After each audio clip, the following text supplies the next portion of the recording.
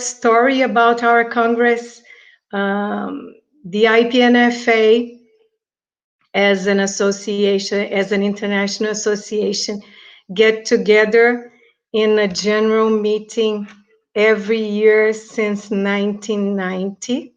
In every October, we have a general meeting somewhere in the world, from 4 to 4 years in United States. And it's always a pleasure to see people and to be with the people and study together and see other people from other countries. And this year, due to the pandemic, we need to have this difficult decision to cancel our general meeting that was supposed to be in Japan, organized by our dear Shozo. And we waited until the deadline at the end of June to make this difficult decision to cancel the meeting. And after that, that's why we need to thank a lot of people to have this project possible, because our deadline to cancel our meeting in Japan was at the end of June. So we could manage, with the help of the speakers and Karsten, my vice president, dear one, and all the executive education committee, everyone from IPNFA who support us, and we could manage to have this online Congress this week. And for our surprise, we were expecting a lot of people in the Congress, but by now we have over 4,700 people enrolled all over the world. So this is really happy for us. And people from more than 50 countries are here with us today. So we are very, very, very pleased. So the only thing I have to say is just to thank everyone who enrolled in the Congress, and also special thanks to Fred Smedes, Fernanda de Natal, José Vicente Martins, Benedict Beamer, Terry Harrow, and Reba Butler for being the speakers and having the show going on. So thank you very, very, very much. This morning, we're gonna have so I'm kind of explain how things are going to happen. So I'm just introducing now, and from now on, after 10 minutes, we're gonna have each speaker speaking for the most 45 minutes. And then we already have some questions that were placed in the box and after the lecture. And we're still having people watching the lectures because they were recorded in advance, so, and released on YouTube for everyone. So we already have some questions that we're gonna ask here in the chat. And so from 45 to 45 minutes, we will have the chance to meet one of our speakers one by one and answer those questions, okay? So here I can see our chat on YouTube already, and a lot of people saying hello and congratulating the Congress and all the speakers and the lectures. So I just need to say thank you to everyone, and I'm happy to have all of you with us today. And it was really tough for us to manage the timetable for the live, because with all continents, and this is another story, when we decided to plan the Congress, in 3 months, we need to decide how we're gonna get the speakers and from where should be the speakers. And our first decision was to have speakers from different continents. So that's why We have Fred Smedes from the Netherlands, and then we have the team, the Valeo team, that did a great job with all the people helping there, up there.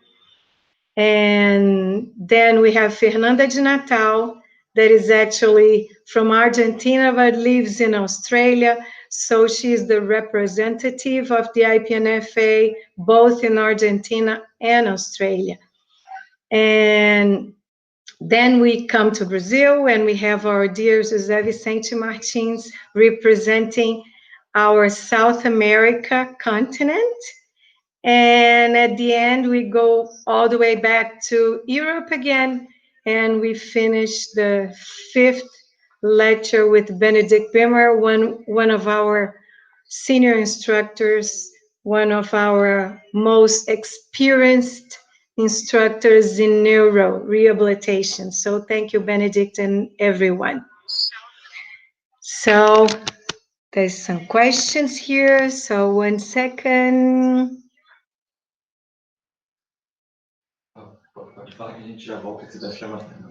Okay. So you have on the last email you received, the one from yesterday or during the night, it depends where you are in the world, you have the schedule for the speakers. So if you're planning to see a special speaker, watch the schedule. And the references is UTC +1. And then you can manage to know which, if you want to watch a special speaker, what time he's going to be here. So in between one and another, we're going to have a very short break to exchange the technical situation when I'm by myself, and then I'm going to invite Fernanda de Natal, is the first speaker of this morning. Okay? So I hope everybody enjoy, and you can keep sending your messages in our chat. My partner and colleague, Karsten, it's over there, and he is responsible for answering small questions and fast questions that could help people during the chat in YouTube, besides the questions you ask direct for the speakers. Okay? I hope everybody enjoy, and we will be together for the next 3 hours or so. Okay? See you soon. Bye-bye.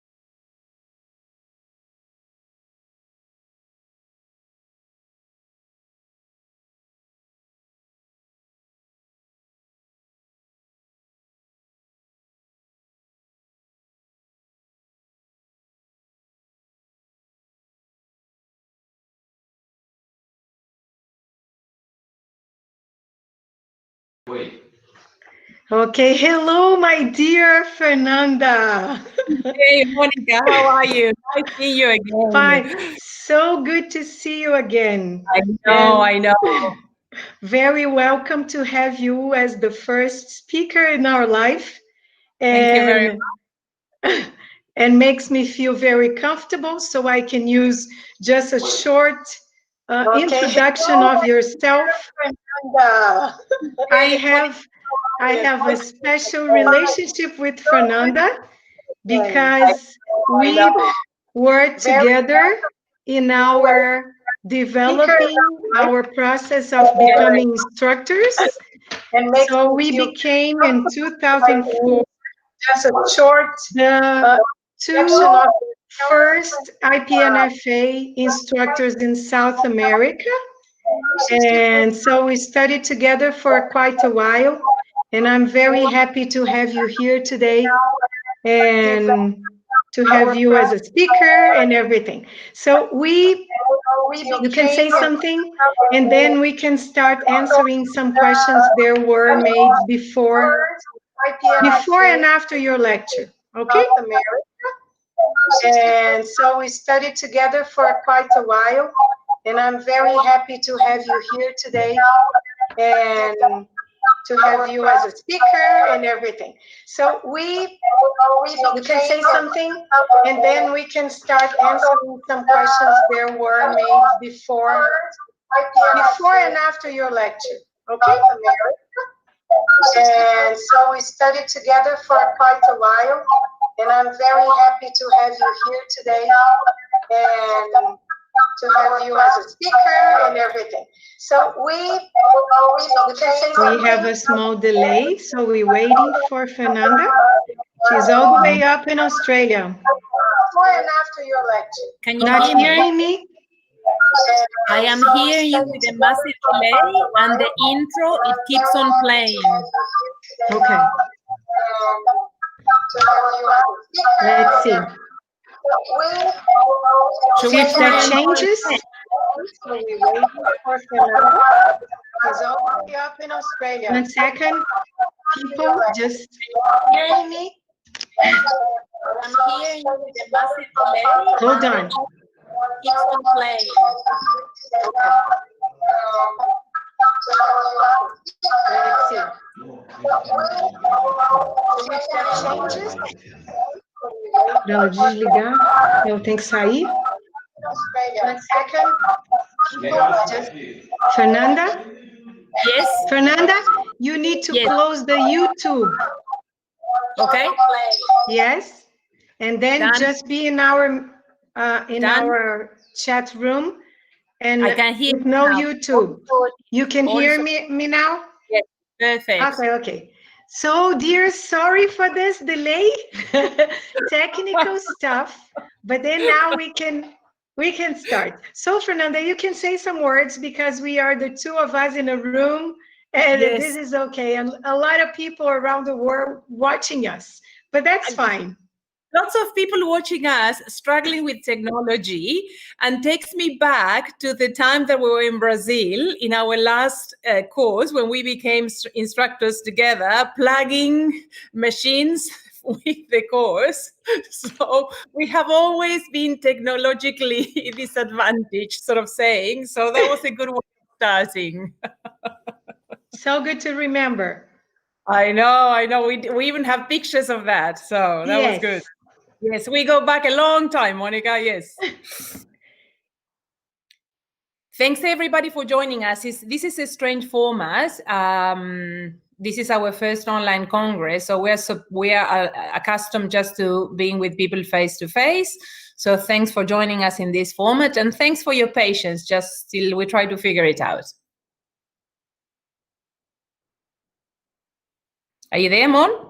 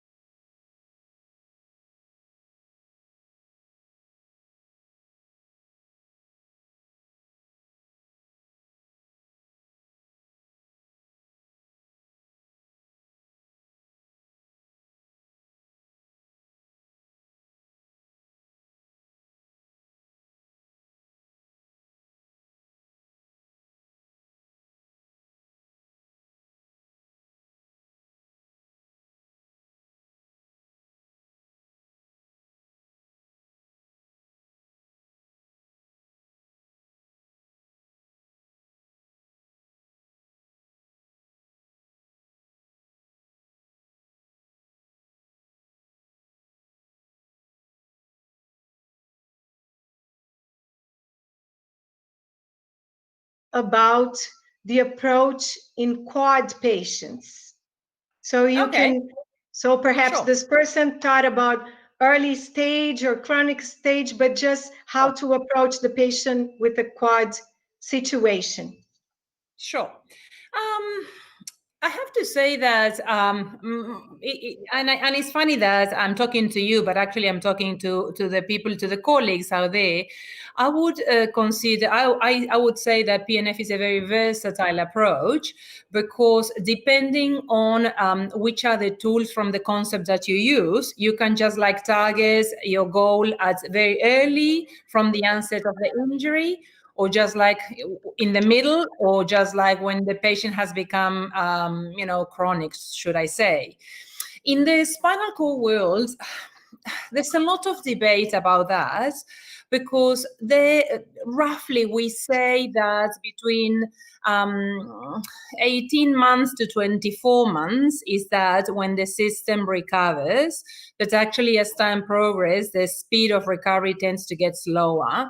So basically what we focus on is what happens on the 12 months post-injury. And there's some studies that would say that is the first 6 months. But again, I don't like to think spinal cord injury as black and white, because in my experience as a clinician, and I've been doing spinal cord for the last 29 years, I've seen a lot of things that they're just like not in line with what it should happen.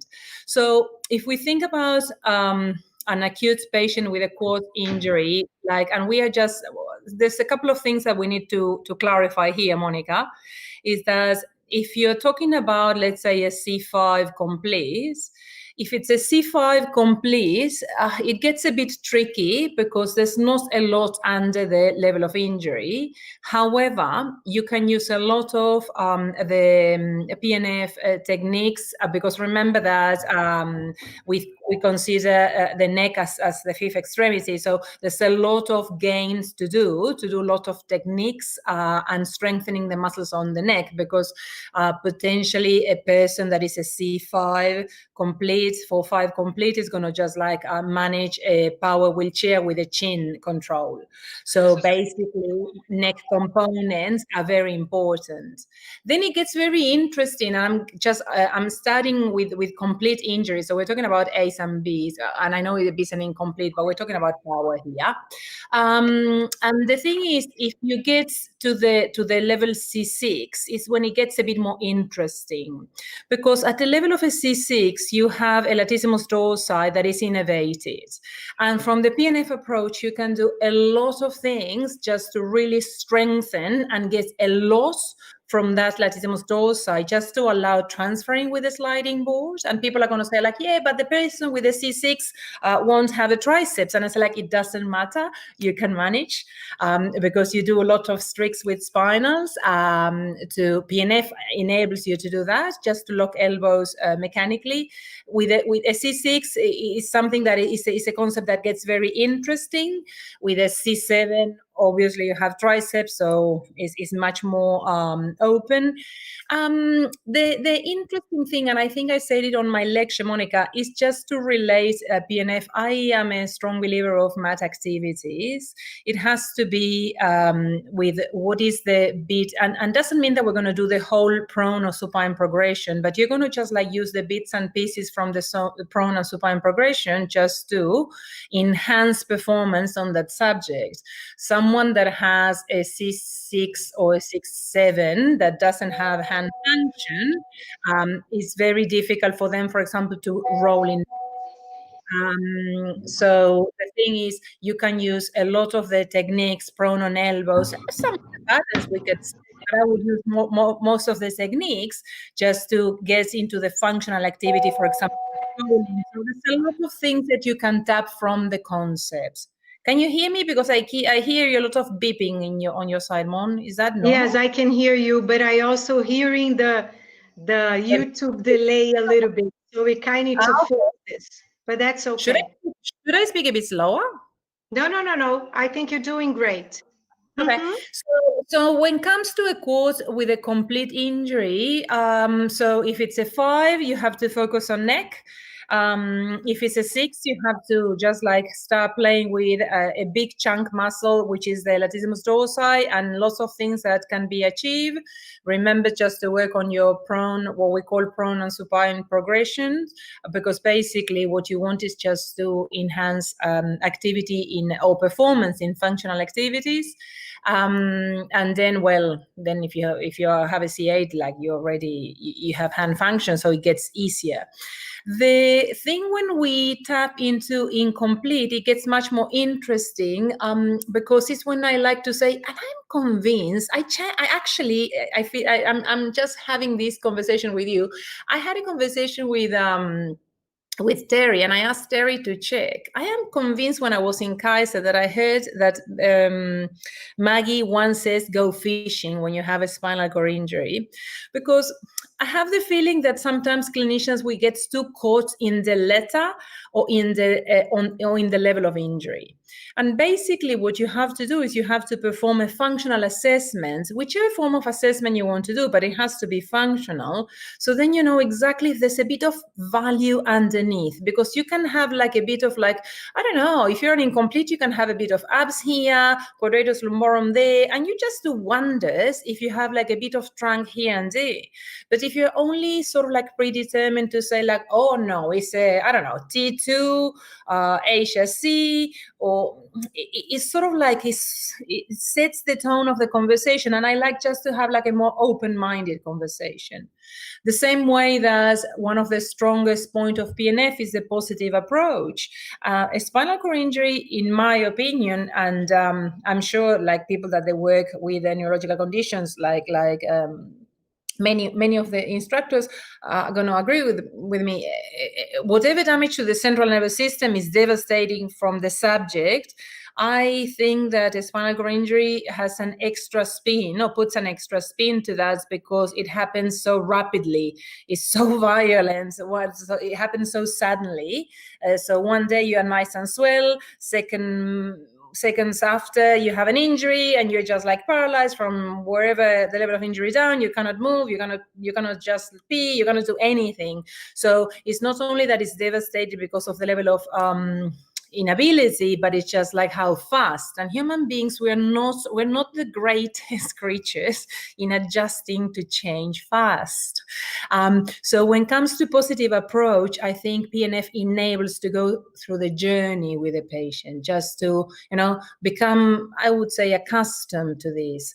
It's about just like trying to focus on what they can do. We all know what they cannot do. It's pretty clear. Like everybody in the health system is going to tell them what they cannot do. They don't need any more of that. They need just to hear what they can do. And PNF brings that to mobilize the reserves. It's just like, okay, what is it that we can do well, and just like strengthen that and see what we can build from there. It's just like reaching the person as a whole. So I think that as a concept, even in its philosophy, it just helps any person, in particularly person with severe disability, as such as a spinal cord injury. I think that, yes, and then I guess that if you allow me a few more minutes, the other thing that PNF is, I found in my experience that is very good, is for those cervical injuries that they're just like sitting between a C and a D. Because there are those young people that they're involved in a sort of accident in any shape or form, that they've just like been very lucky that they regain most of it, but not all of or not everything. And they struggle a lot, because when you're just like standing in front of a 25-year-old, like the lady that was on one of the pictures on the videos, or the gentleman, he was in his 40s, when you just like stand in front of people that were they're young and they were just super mobile before, going back to that lady, because she is super mobile, she regained a lot. She still did not regain dexterity on her hand, so she gets tired, her posture is not great. So going back to the workforce has been extremely problematic. So I would say that the more incomplete ones are the ones that they struggle the most, because they are almost there to be close as normal, but they're not there yet. And it's difficult because by the untrained eye, they look like they are okay. They move kind of like you and me, but actually their endurance is not great, dexterity is not good.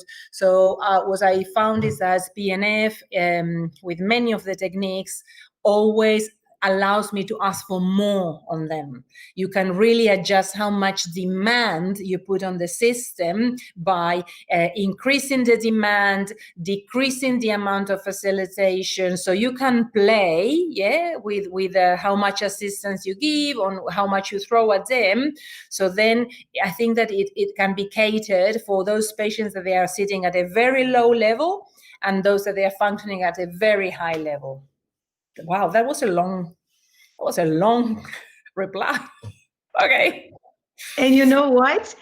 This is so good because you partially already answered the second question.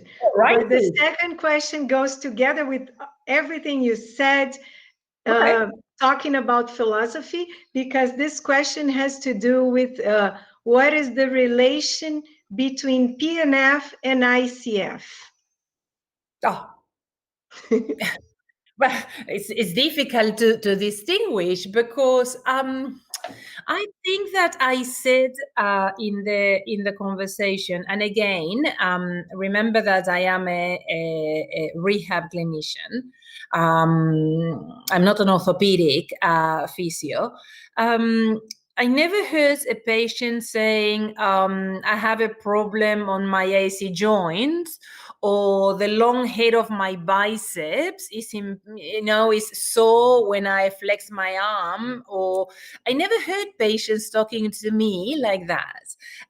When a person talks to you, they actually tell you in a very clear statement which is the level of activity and the level of participation that they cannot do.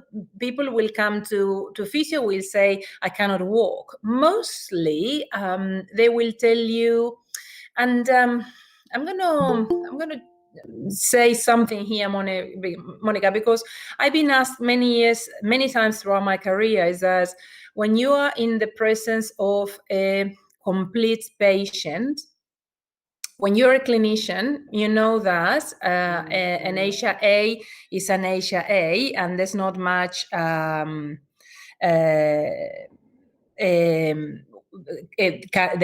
can be done. Sorry, I was just paying attention to the WhatsApp.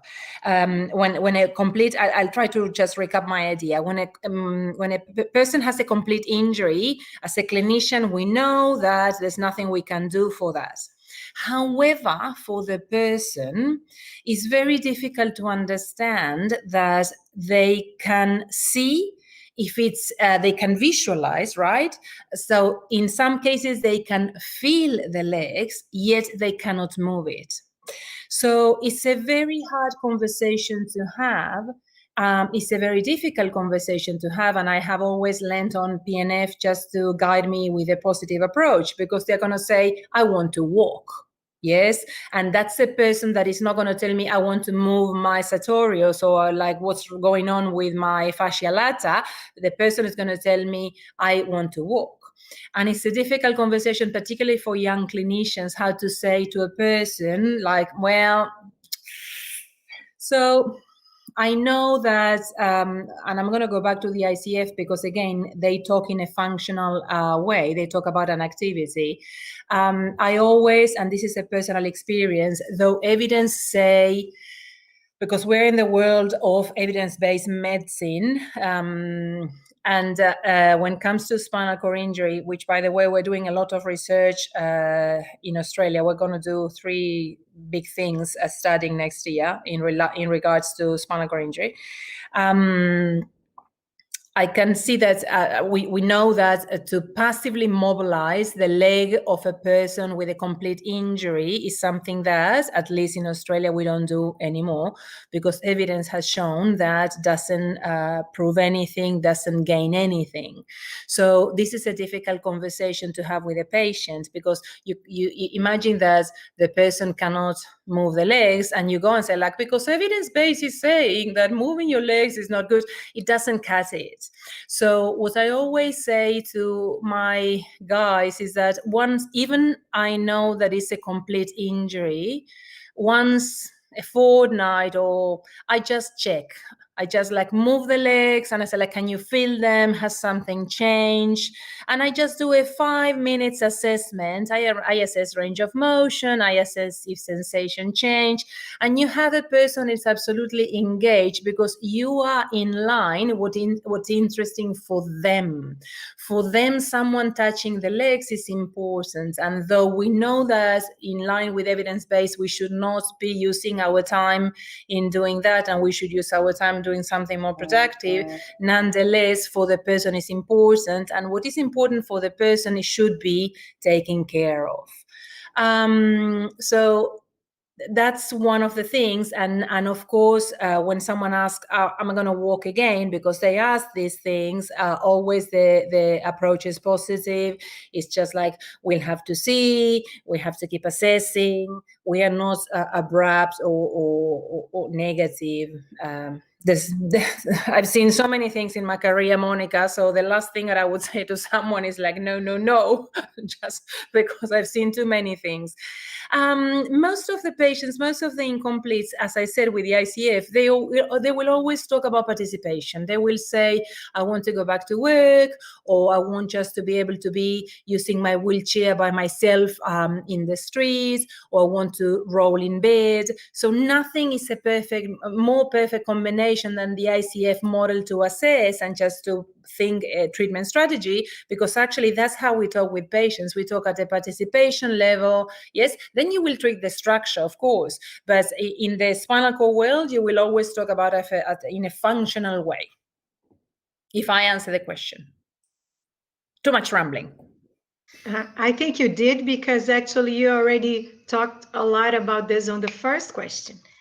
So there one more question Sure. that talks about, there is always this question about PNF in general, but now I want to know, especially in spinal cord, if you guys over there in the center that you work, you also receive children with spinal cord injury. Prince of Wales is a big hospital in Australia. In Australia, we have two big spinal cord centers. One is in Prince of Wales, which is the one that I'm the team leader, and the other one is in the northern part of the States, because one treats the patients on the southern catchment area and the other one on the northern. In our precinct, we have the hospital for adults, and adjacent to that, we have the children hospital. There is a delineation in which, like, adults physios, like if you are an adult physio, you just like treat adult patients, and if you're a pediatric physio, you treat pediatrics. But the thing is that, thankfully for Australia, there's not a lot of children with traumatic spinal cord injury. What we are seeing is like a bigger number of non-traumatic, and I mean traumatic when you just like, for example, you have a car accident, as opposed to a non-traumatic, which is an oncological. So a person develops a tumor in the spine. So I know it's crazy to think that kids have to go through that in life. So there's not a lot of kids with traumatic, but there's a bit more, though in general, there's not a lot of kiddies with spinal cord injury. I would say that the most they're just like sort of like oncological. So normally what we do is that we consult with the children. Yes, because it's a question of it has to do with the laws in Australia, and just like there's a huge protection for children here. Actually, we all have to have police checks to work in hospitals. It's very regimented, and it's all for the protection of the children. But in saying that, we act as consultants.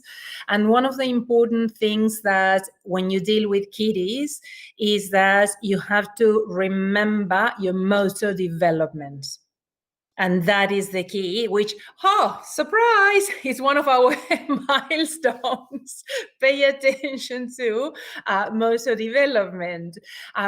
Because regardless of a kid being in a chair or not, whether it's a complete or incomplete injury, if it's a small kid that has not gone through the process of having trunk control, so your physio will have to be guided by motor development. So PNF will allow you just to tap on to the stage of the motor development and the acquisition of the motor development, that skills that they are needed for that kid at that stage. So I would say that is slightly different. When we are talking about kids that they are, well, we call them kids here, but they're not. They are 15 years old, then it's game on. So you treat them similar to what we treat motor-wise an adult. But with kiddies, you have to do it hand in hand with your motor development skills. And I think that Fred tapped onto that on his lecture, how important it is just to, get your knowledge right about motor development. So how do human beings move, and what are the skill acquisitions that we get at each point in time, and just go back there. Okay. In the opposite way, the other question has to do with elderly population. So Yes. if we think about elderly population having a spinal cord injury, and then the use of PNF, how you see this and how it's different, and how PNF can help on this way. I'm probably biased because I think PNF can fix everything, because it's such a versatile tool, but again, it's how you use the tool, yes? Because I think that the beautiful thing that PNF enable us is just to marry it with our clinical reasoning, and then you have a very powerful tool just to treat patients. I said on my presso that in Australia we're having, is interesting because we're having less young people in car accidents, but we're having more spinal cord injured people that they are sitting above the 65, 70s. Because everybody's just more active. Actually, the ones that we're seeing the most are people that they go on bikes, push bikes, and they fail and they break the neck. We're seeing quite a lot of them. So anyway, I guess that is a very good question, because when you are just in front of someone that is a quad or a paraplegic person that sits on the 20s, I guess you have a bit more mileage on the shoulders just to really flog the life of those shoulders, just to do everything. I suppose when you're in front of a person that they are in the 70s, that they already have, unfortunately, well, I don't know you, Monica, but there are some mornings that I wake up and I say what's this pain in my joints? So you don't have to wait for 70. As we age, musculoskeletally, we decondition. So you can imagine that a person that gets into the 70s, they have some aches and problems. So in that case, PNF is fabulous, yes, because remember what we said, that is you adjust the level of facilitation and demand. You have to be a bit more careful of the structures. Using your eyes, again, your ICF, you have to be more careful of the structural level, because the shoulders of a person in the 70s, they don't have as many mileage as the one in the 20s. Nonetheless, using PNF, you can just do wonders, course, and again, I always say when I teach courses, I always say that physios are kind of like detectives, because basically you have to look at the person move first, and then you have to try and find out, okay, what's happening here? Who's doing what? What's missing? And it's the same with an old person, because I always say it has to be realistic. You know that we measure and we remeasure, right? And one of the beautiful things that I like about PNF is that we measure what we're doing. Yes, objectively we measure it. And the thing is, you cannot transform, you cannot give a six-pack to a 70-year-old person, because they might not have it before. So it has to be realistic.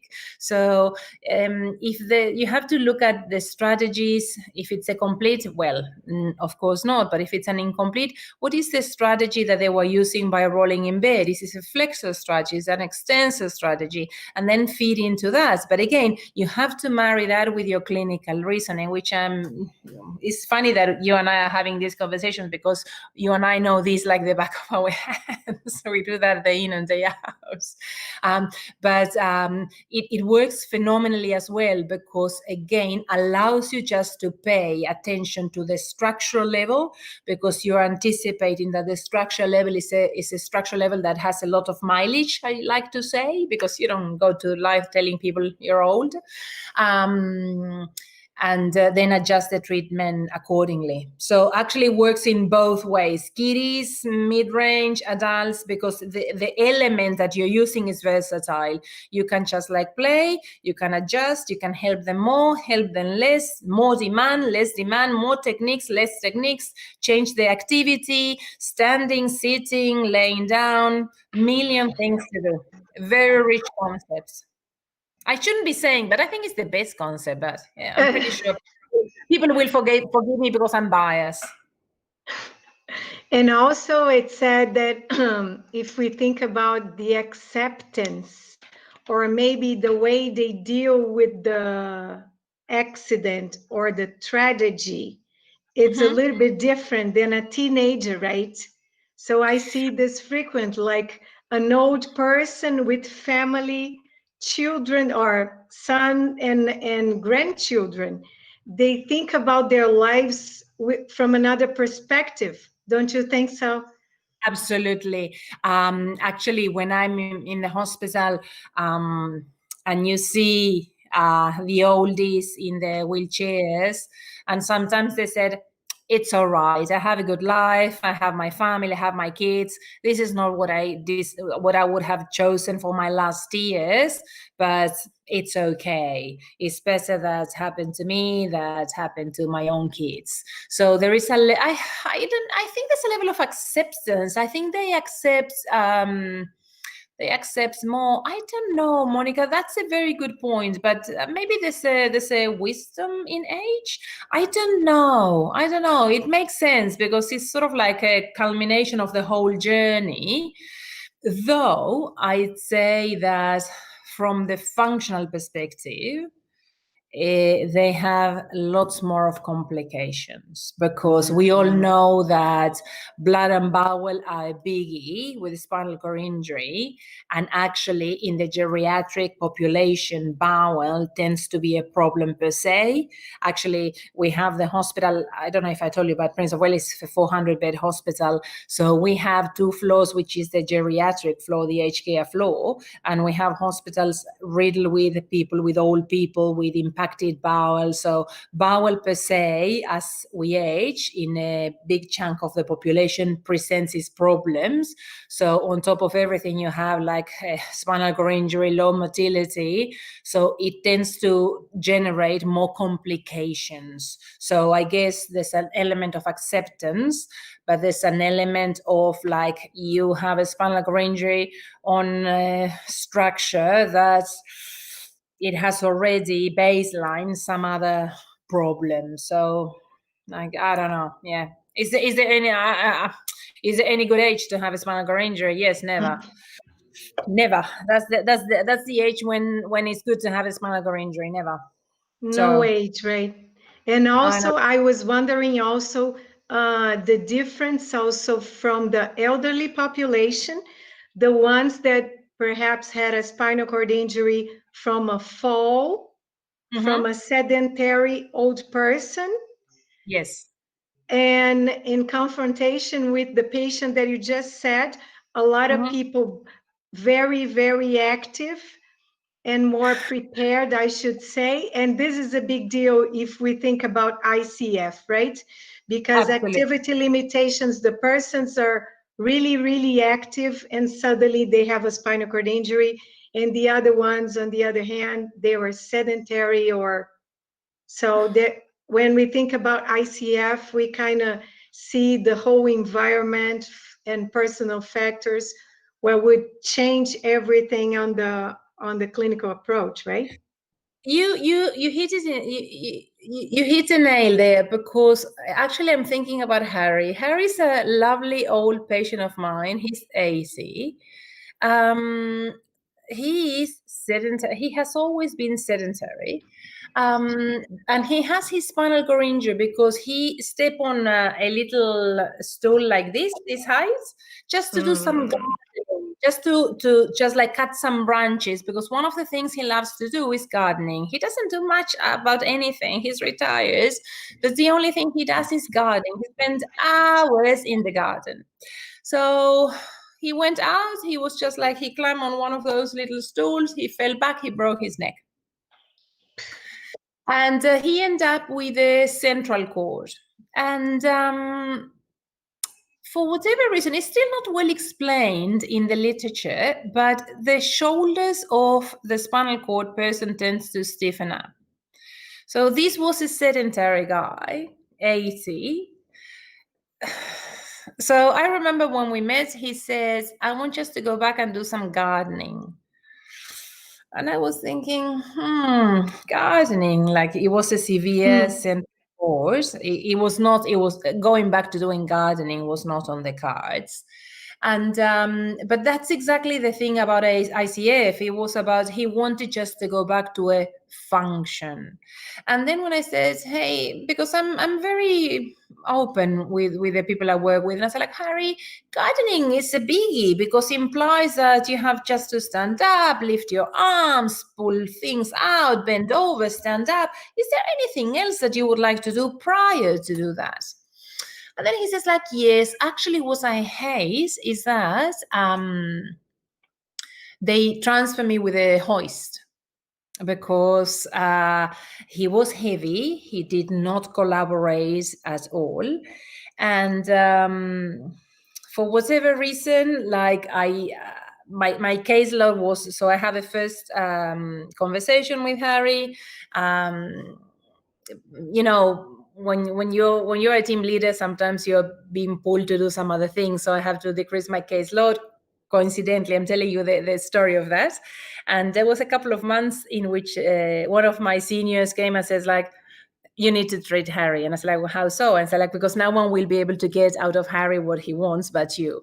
And I was just like giggling, because it had nothing to do with me, but it has to do that I was going to go full on, hard on with PNF.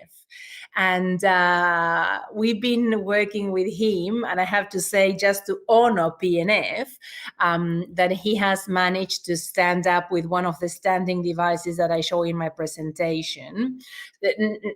Gardening is out of the window, Monica. Like, PNF is a good concept, but there's an element of like damage to the structure that's, you know, it's a ceiling. But needless to say that with PNF full on, Harry, one of the things that he hated the most, which is just to be lifted by a hoist, actually he just like manages to hold on the edge of the frame, stands up, we put the flaps back, and then we transfer him. So it has been a massive improvement in a functional task, because he didn't want just to be transferred. He used to say that he feels like he's a cow being lifted with that sling, and he found that not dignifying. So again, going back to the ICF, is a very functional thing what they are saying. He was not telling me he was talking about gardening. He was talking about a transfer. He was not talking about a muscle per se. So yeah, reminds me of that. It was PNF full on with Harry. So good, Fernanda. So we kind of maybe stop here. So we Oh, give us a chance to exchange. So you leave, and then we have a chance to welcome Fred Smedes. But absolute I must thank you so much for your pleasure. participation. It was a Pleasure. great honor to have you here. I would And like just to say thanks for, I don't know how many people are watching this. It's early for you in Brazil. It's 10 o'clock at night for me in Australia. I'm sure that in the universe, there's a myriad of hours, and everybody has put the effort just to be here with us in random times. So I really want just to acknowledge that, because it speaks of the level of physios that they put the effort, and they want to learn something new, and they want to hear more, and that speaks volume about the physios that we have all over the world. Physios is a very noble career, so actually the fact that we have some people at different hours sitting in front of a computer hearing this weird form of communication is a testament to the commitment to help people. So well done for all of you guys. okay, thank you very much, and hope to see you pretty soon. Cheerio. Take care, my dear. Bye.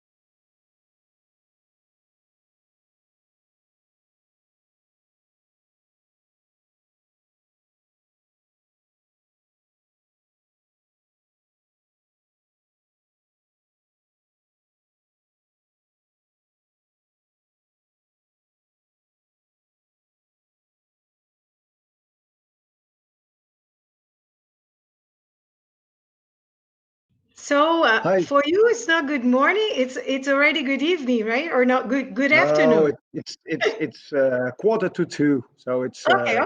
Good the start of the afternoon for afternoon you. here in the Netherlands. Yeah. So happy to see you again.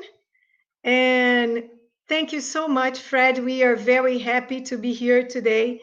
And early before Fernanda starts, we were just thanking everyone because by now we have more than 4,700 people enrolled. And so we must thank mainly the speakers, and you were one of them.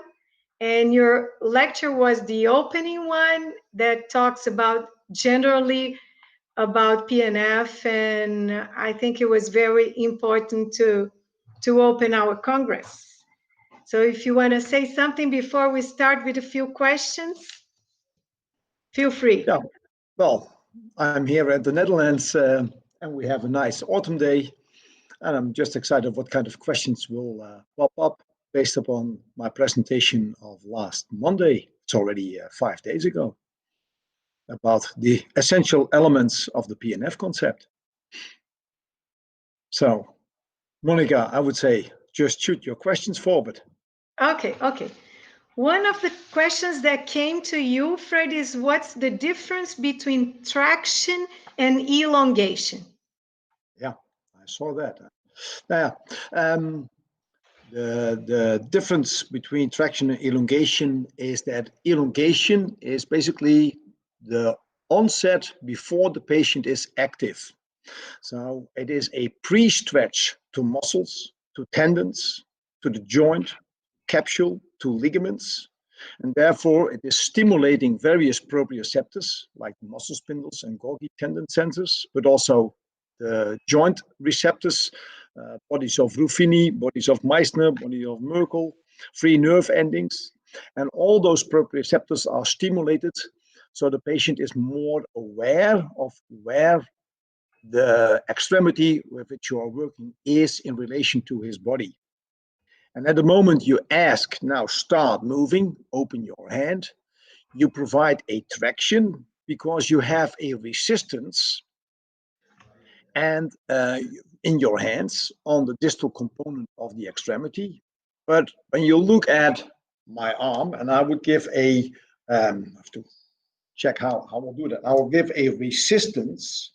Then my resistance, you could, like in vectors, you could say there is a component of this force perpendicular to my arm, and there is a component of this force in the length of my arm. The perpendicular component would be resistance against extension, and the vertical one would be a traction on the arm.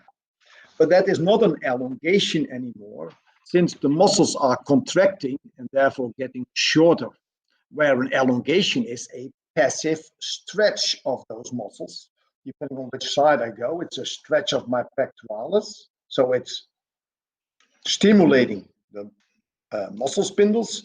And at the moment I'll give a resistance, the muscle is shortening, but that resistance is still giving a component of traction, which is a kind of pulling force on the whole extremity.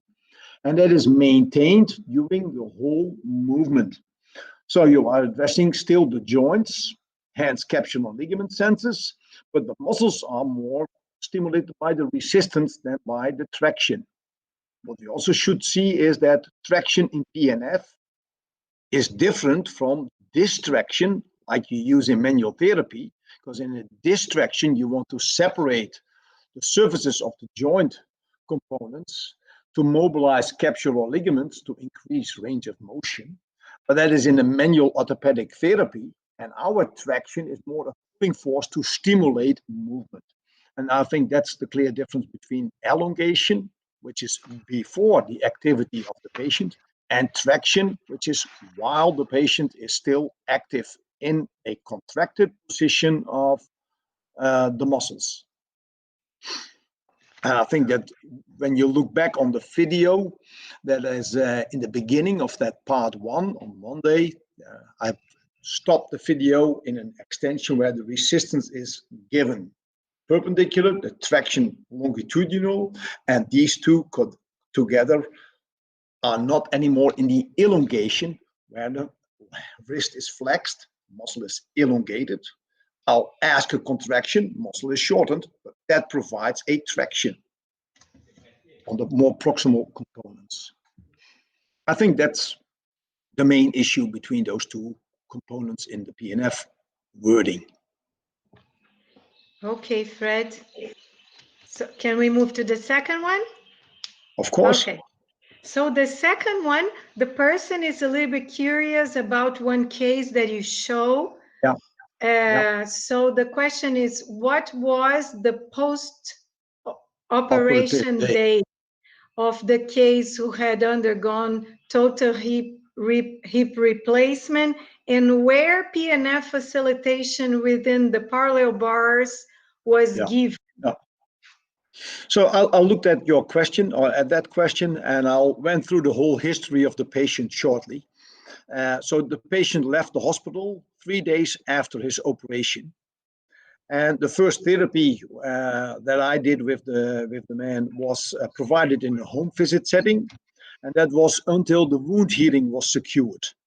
That means in the home setting, the main goal was indoor ambulation with crutches.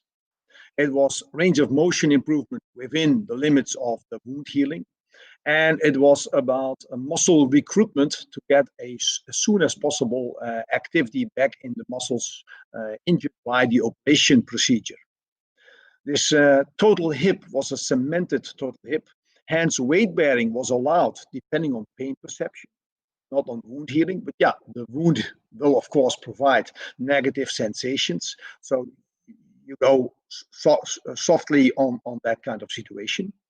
So the parallel bars secured a lower amount of weight bearing, and that was already then possible to start in roughly week 4 after the operation. So that the skin wound was healed, but of course the inner tissue wounds still had further healing process. And in the parallel bars, you can already work on that because you take partly the weight away, but you still provide recruitment of those muscles connected to the injured operated leg. But since it was clear that I also worked on the healthy side with his healthy arm, a lot of weight bearing was taken away. And that's why you can start quite early with parallel bar training. And the next step where you see that there was more load on the operated leg was the outdoor walking with the Nordic walking sticks. And that started roughly after 3 months. So in the beginning, he was walking with 2 crutches, at a certain moment with only 1 of the crutches. And then we changed the support into Nordic walking sticks instead of crutches, because it was more meant to get a rhythm of movement and the rhythm of arm swing in connection with the rhythm of his legs instead of weight bearing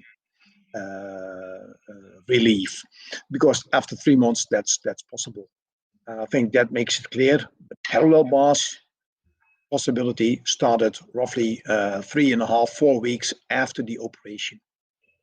I hope that answers the basic question: what was the postoperative day after the total hip where PNF was applied in parallel bars? Roughly 3.5, 4 weeks. Okay.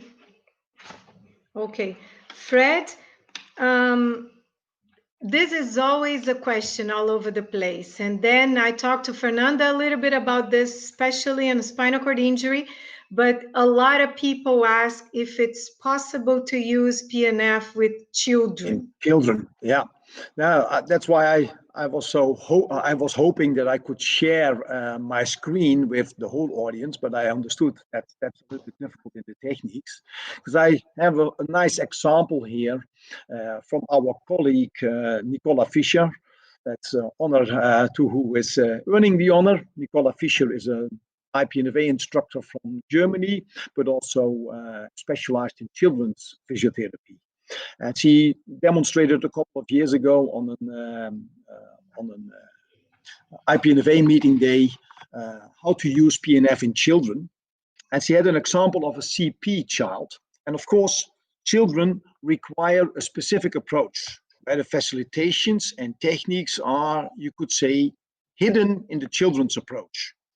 An approach to children need to be playful, like in a fantasy world or in games, use of toys and dolls. So there was this example of a girl, 3-4 years old, with a status of a cerebral palsy, having some spasticity in her lower legs and ambulation problems. And to increase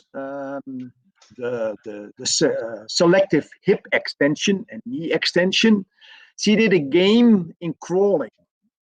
And when you crawl, you can imagine that when you give resistance on the ankle foot, while you pull the knee up to your shoulder, you get a flexion with knee flexion and dorsiflexion of the ankle. But then the other leg that is then still on the floor, you need to do an extension. And you have to stabilize, so you do an abduction. And by that, you could give resistance in crawling, while the child is crawling forward to grab a doll or to do, in this situation, it was to do a market game. So she went up on a slide, crawled forward, and with that crawling, she went to a shopping activity and had to get a ball out of a shelf into the basket.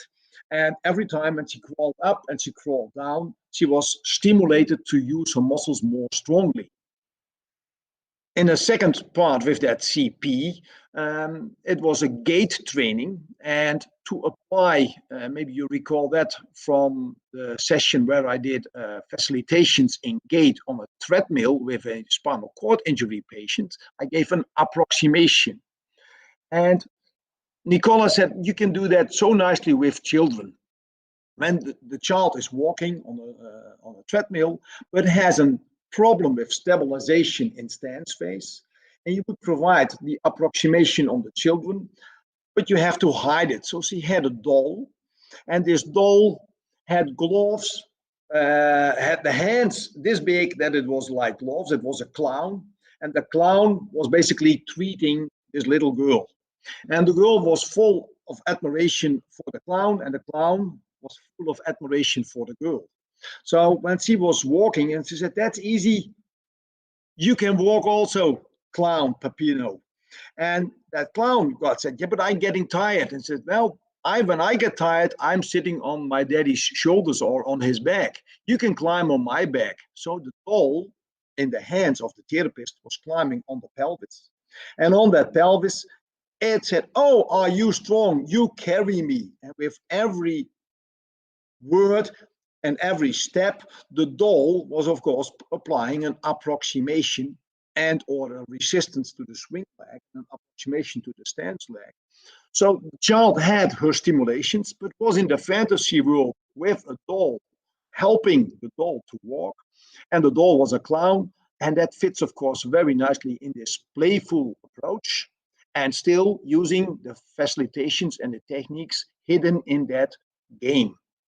And I think that is important with all kinds of children PT, that you have to bring it playful, and still you are a PT, so you provide specific facilitations and techniques to stimulate muscle activation and to achieve a motor learning effect. I hope that illustrates what would be possible with children. And that the crawling was one component. Walking on a treadmill with a doll is another one. You can, of course, also say you have to be a giant. And you have to make giant steps. And when you make a giant step, you lift up your leg and you stand on the floor as a giant. But when you lift up one leg, you have to stand on the other one. So automatically, the activation of the swing leg that is lifted up like a giant will stimulate the other leg to stand more stable. And you have automatically the principle of irradiation. The swing leg irradiates in the stance leg. You have automatically resistance when you would indeed say, hey, you giant, you have to pull me. When you hold on the pelvis, you use your voice to stimulate a child to be a giant and make giant steps. Well, in that way, I can imagine, I use PNF on children. And I can imagine that this example from my colleague Nicola Fischer is an explanation of how to use PNF in children. Is that answering the question a little bit? I think so. And I think good examples, Fred. So good. Yeah, that's why I said that's what I wanted to show with a picture. But yeah, when that's not possible, then we'll have Next time. Yeah, then we have to imagine it as listeners, and but I suppose that's possible. That's good. Okay, so I'll move to the other question. Yeah. So that was the question is not pretty clear to me, but I think we get the feeling because it says, I want to know about the actual benefits of PNF techniques for different conditions with respective to age as well. Yeah, I can imagine. Yeah, because it's of course like in everything, physiotherapy is physiotherapy, and PNF is one of a lot of approaches within our field of physical therapy. So of course we have to look on musculoskeletal conditions, neurological conditions, internal disease conditions, COPD, cardiovascular, cardiopulmonal conditions. You can imagine several. And then the question is, is it about PNF techniques or PNF facilitation principles or both? And of course, then we have to look at what kind of conditions are we considering. Well, let's first start with musculoskeletal conditions. Of course, the one, basically the most common musculoskeletal condition is non-specific low back pain or chronic low back pain. And then we have to look, of course, in science, because we do not just apply PNF, but we have a clinical reasoning. Say, wait a minute, what does the external evidence tell us to do in non-specific low back pain? And that's basically stay active. But stay active means automatically you have to build up a certain amount of muscle activation, a certain amount of mobilization in joints, because you need your physiological principles in joint level, in muscle level. And the muscles should stabilize the lower spine, the pelvis.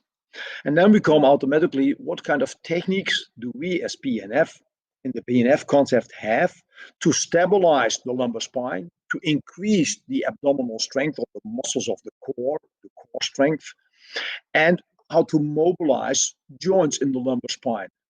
Hence, the techniques of dynamic reversal give a nice mobilization, a dynamic, active mobilization of the lumbar spine.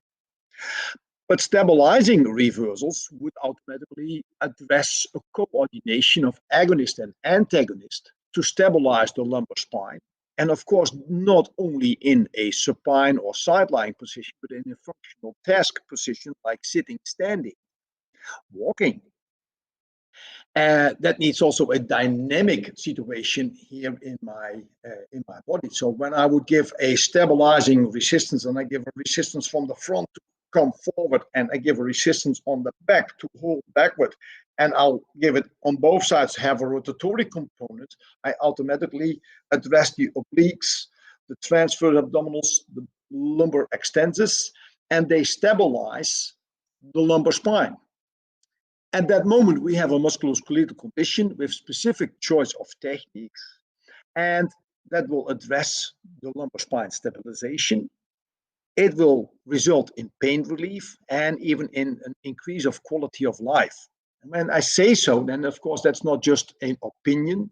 And I would say, I would ask everybody who is interested to go to the website of the IPNFA. That is www.ipnfa.org.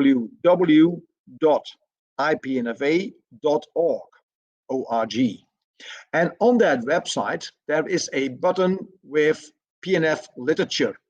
And when you open that PNF literature button, there is a list of possibilities. There is a PNF textbook, but there's also a list of PNF related literature.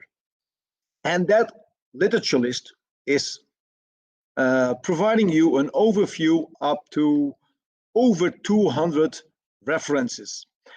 And they are all divided in several headings, and one of those headings is musculoskeletal issues. For example, chronic spine pain, cervical spine pain, extremity issues like impingement syndromes, etc. And when we look now, is there evidence to use PNF for chronic low back pain as an example? Then you will find several references. For instance, from Kofotolis, that is a researcher, I believe in the United States, Kofotolis and Elefthenios, Greek names. They published a paper 10 years ago about the effects of 4 weeks of PNF program on muscle endurance, flexibility, and functional performance in women with chronic low back pain. It was published in Physical Therapy, the journal from the American Physical Therapy Association, the APTA.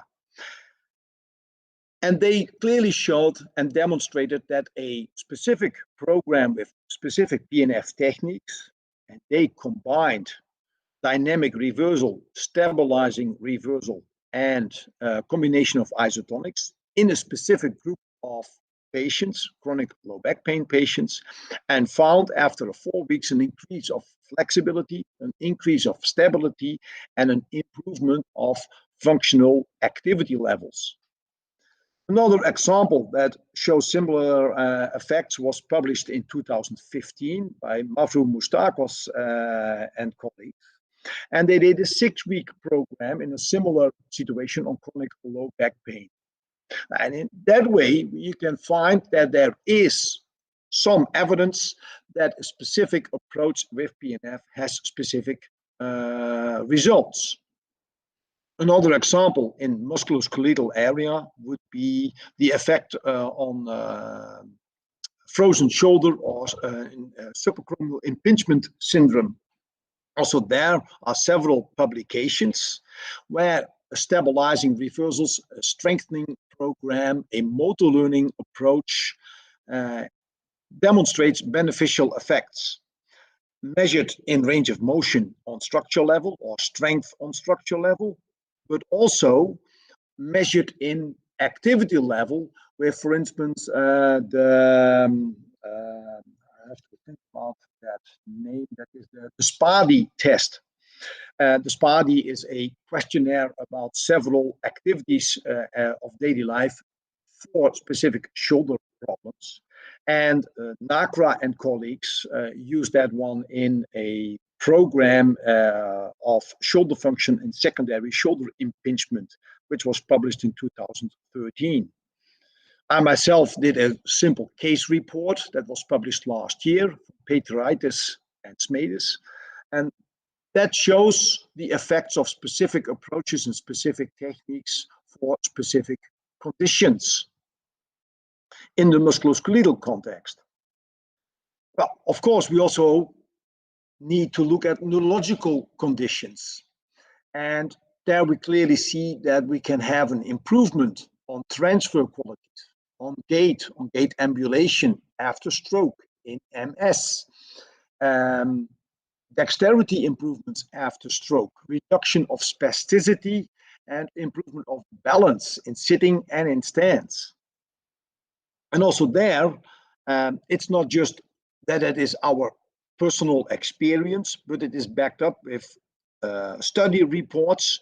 Again, when you go to this website of the IPNFA, on that literature list, and you go through the literature list, you could find those publications easily yourself. Just as an example, I scroll down now in that list, hence my eyes.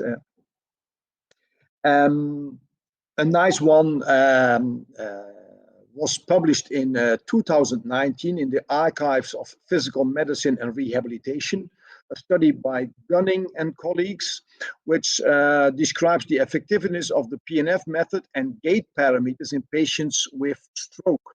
And also they conclude that there is, with this specific PNF approach in gait, where you say we give and resistance against gait, but also approximation and other stimulations, pattern training first on the table before real functional gait training. They clearly found benefits on gait speed, gait distance, step length, and the stability. Now, I think that are our examples where it is not just us from the IPNFA who says PNF has positive effects, but that is also confirmed by studies from people who are not connected to the IPNFA and still check out in their study approaches the effectiveness of the PNF concept. And they come with positive results for that. I think also a very nice one is from Canal and colleagues.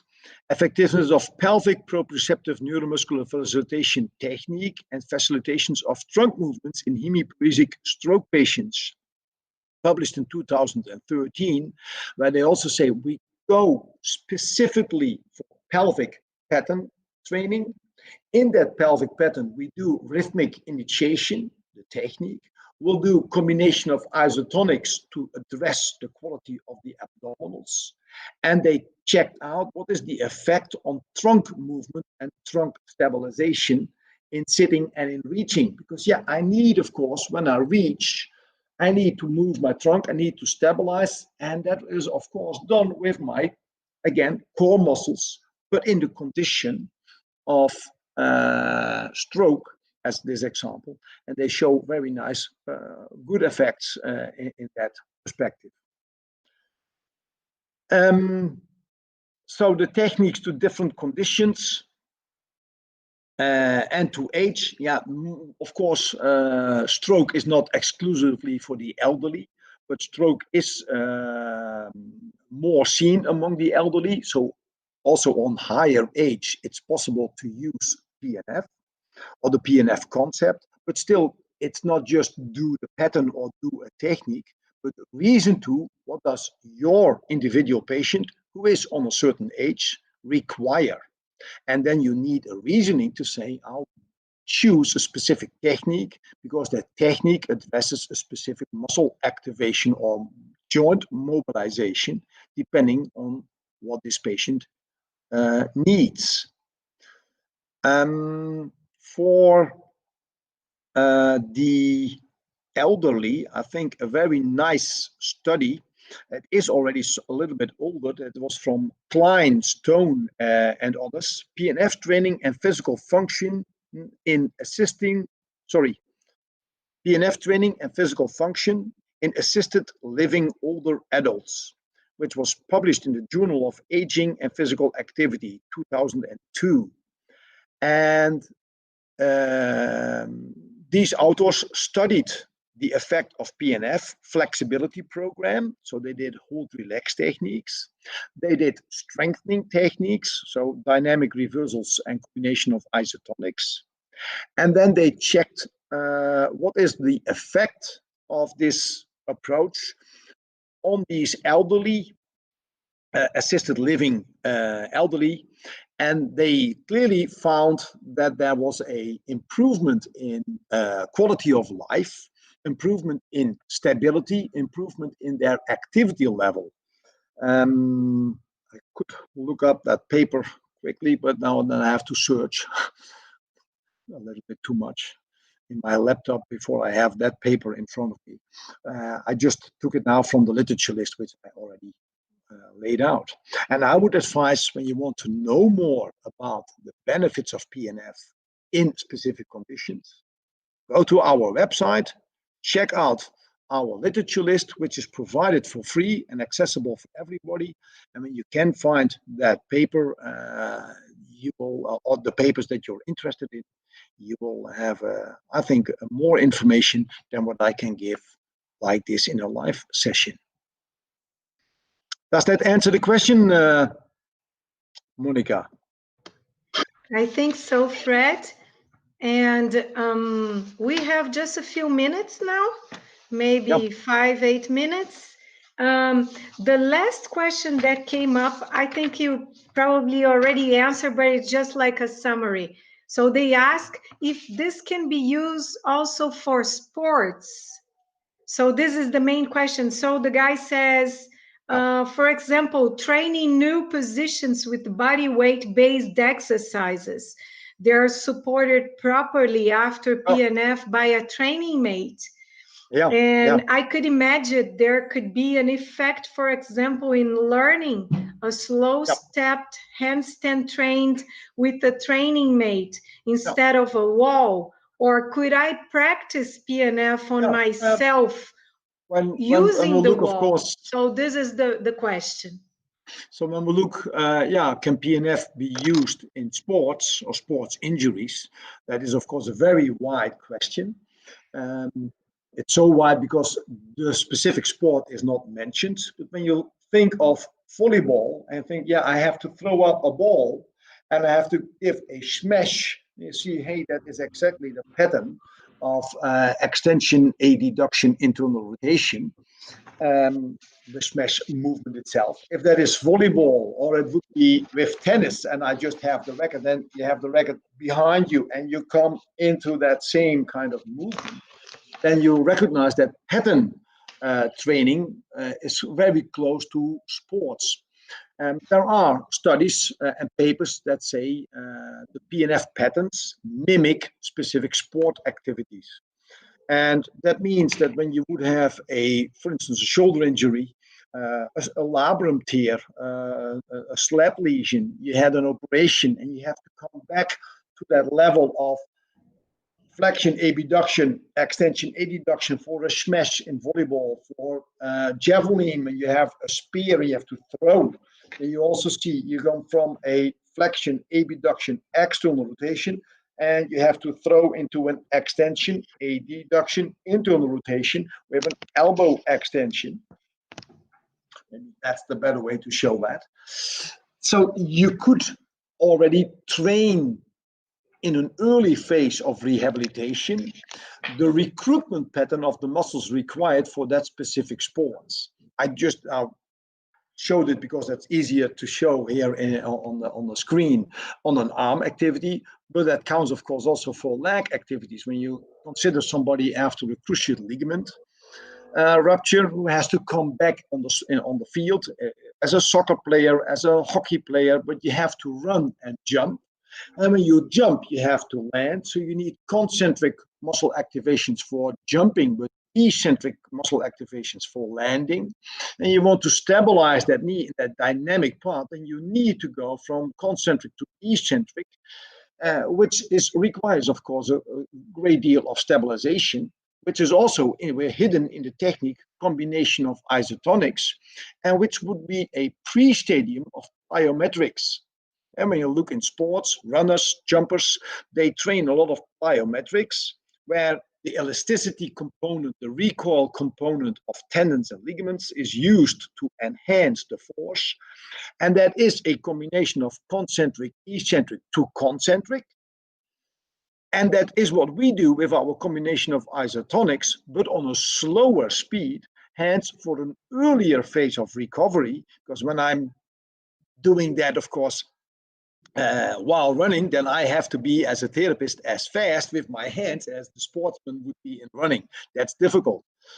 When you consider that as stabilization in jumping, the difficulty of jumping is the landing. That's the moment where people might injure their knee or ankle because they don't stabilize sufficient. And when you would go from a stepper and you would jump up and land on the floor, then, of course, you can guide the jump and could emphasize the landing with a tactile stimulus and a soft resistance, additional resistance to stimulate the eccentric control. And, of course, before you do that from that stepper with a jump, you start on the table without body weight, and you work with concentric and eccentric. And from that, you can build it up more and more to a kind of sports-specific situation.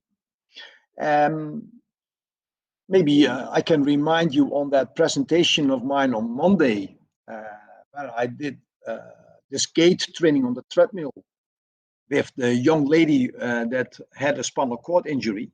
She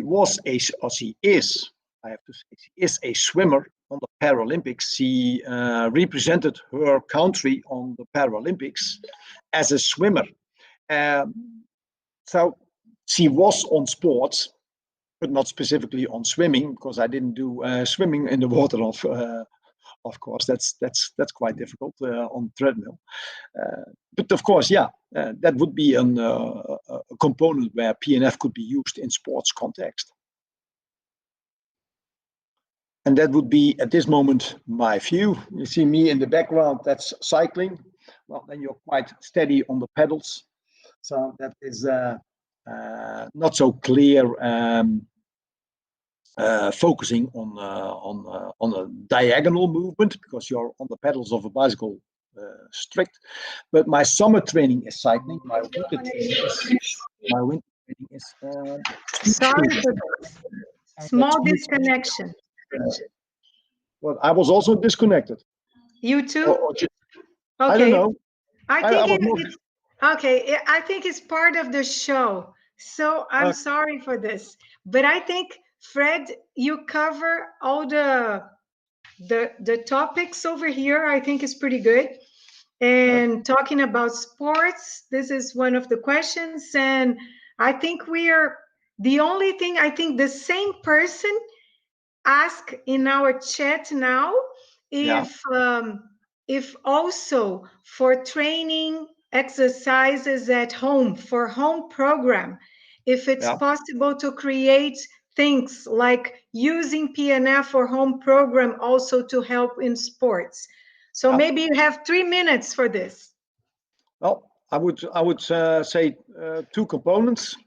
Open weights. I didn't have a weight, but I have coincidentally here a bottle. What would be a weight? And I say, hey, I need to go up or down. Then of course I have a weight, and I could go in a three-dimensional movement instead of just stupid.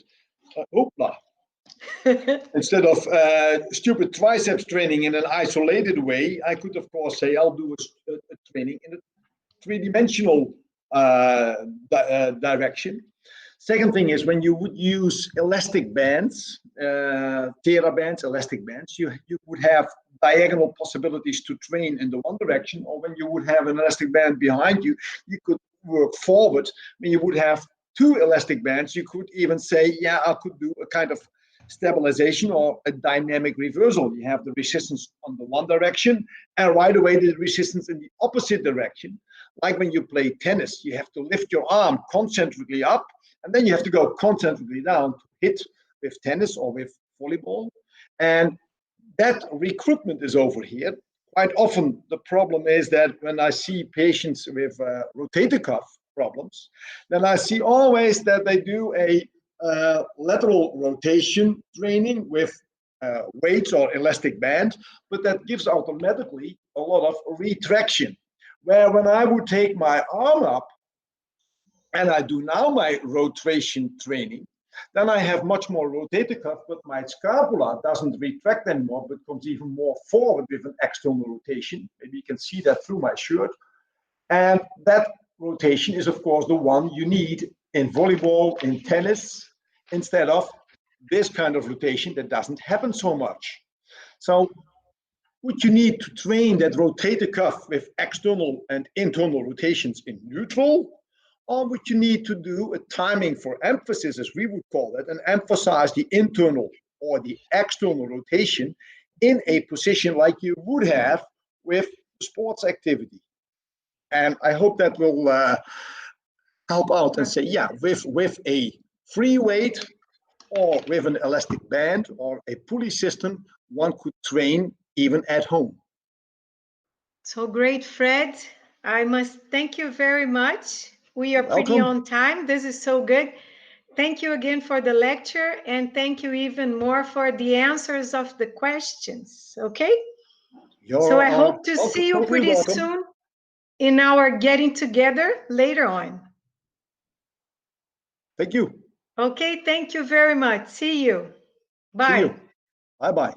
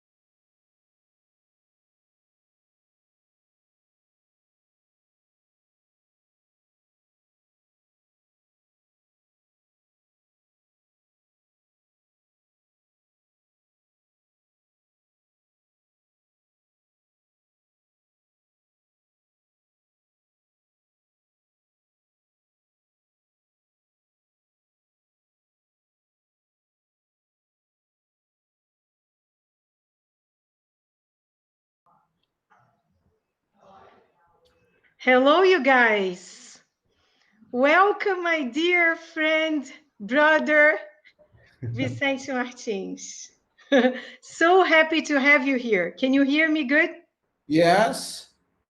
Let's check here. Okay. Okay. And And just a as second. Yes. okay. As I Good. said before, when I started talking to Fernanda, I needed to say the relationship we had during our route to PNF becoming instructor. And I must say that we are brother and sisters, right?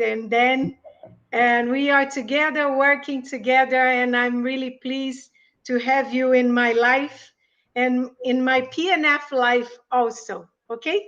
So first of all, I must thank you to accept this invitation, and we are always really proud to have you in our team and also for giving this lecture. So, Monica, can you hear me? Yes? So it's a great pleasure for me to be here. Everybody knows our relationship. We are like you said, brother and sister. You are my close friend, my best friend. You have sharing many things in our lives. And first of all, I'd like to thank Carson and also your son Lucas for the brilliant Congress. It's amazing. Almost 5,000 people attend this meeting, so it's fantastic. And I'm so happy because I can see here on the chat a lot of people. I would like to thank my masters. I would like to thank Marcel Jabelus, Kit Hartman, Benedict Boomer, Carsten Scheffer, Alexander Lizek, Mariana Heitman. All of them were and are my masters, and I have been learning a lot from them. So, and also I can see here a lot of close friends, such as Sinisha from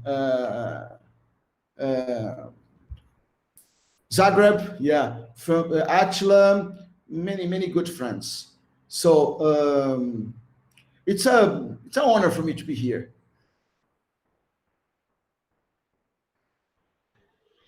Okay, Vicente, we already have some questions, so we can talk a little bit. And some of the questions came before the lectures, after my small video of invitation, and also there are some questions for you personally after your lecture. So can we start? Yeah. Okay. The first one talks about the ADLs, and it's a topic that you talked about during your lecture. And it says how to use PNF patterns of facilitation in ADL training. That's a really good question. And I think that Fred and also Fernanda, they already said about that. Because when we work with PNF, all the time we have to think about ICF.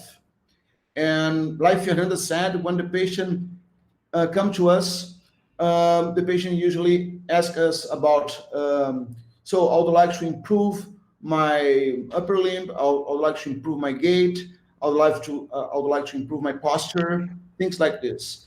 And then when we assess a patient with upper limb impairments and also disabilities, we have to think first about activity limitation. So, and then we have to ask the patient if the patient is able, for example, to comb hair, to drink a cup of water, if the patient is able to eating, or if the patient is able to use his arm or her arm for supporting himself or herself, things like this. So during assessment, we know that a lot of people here took the PNF basic course and also advanced course. And during our courses, we usually teach that you have to assess the patient on the activity level and also on the structural level. So on the activity level, we can create a lot of tasks. We can ask the patient what this patient would like to improve. For example, comb hair. And we have to find on the structural level, what is the reason for that? What is the cause of impairment? So after that, during our treatment, thinking about ICF, you have to use different positions, different patterns, different techniques in order to promote this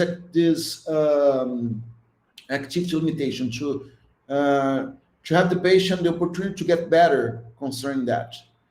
So because of my time, it was a short time, I couldn't show a lot of cases.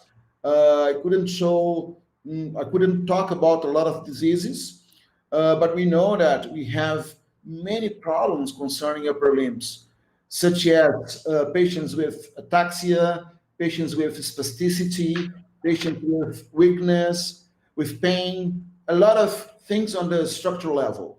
So, and you have to check concerning activity limitation, which body structure, body function is impaired. And then we have to work on it.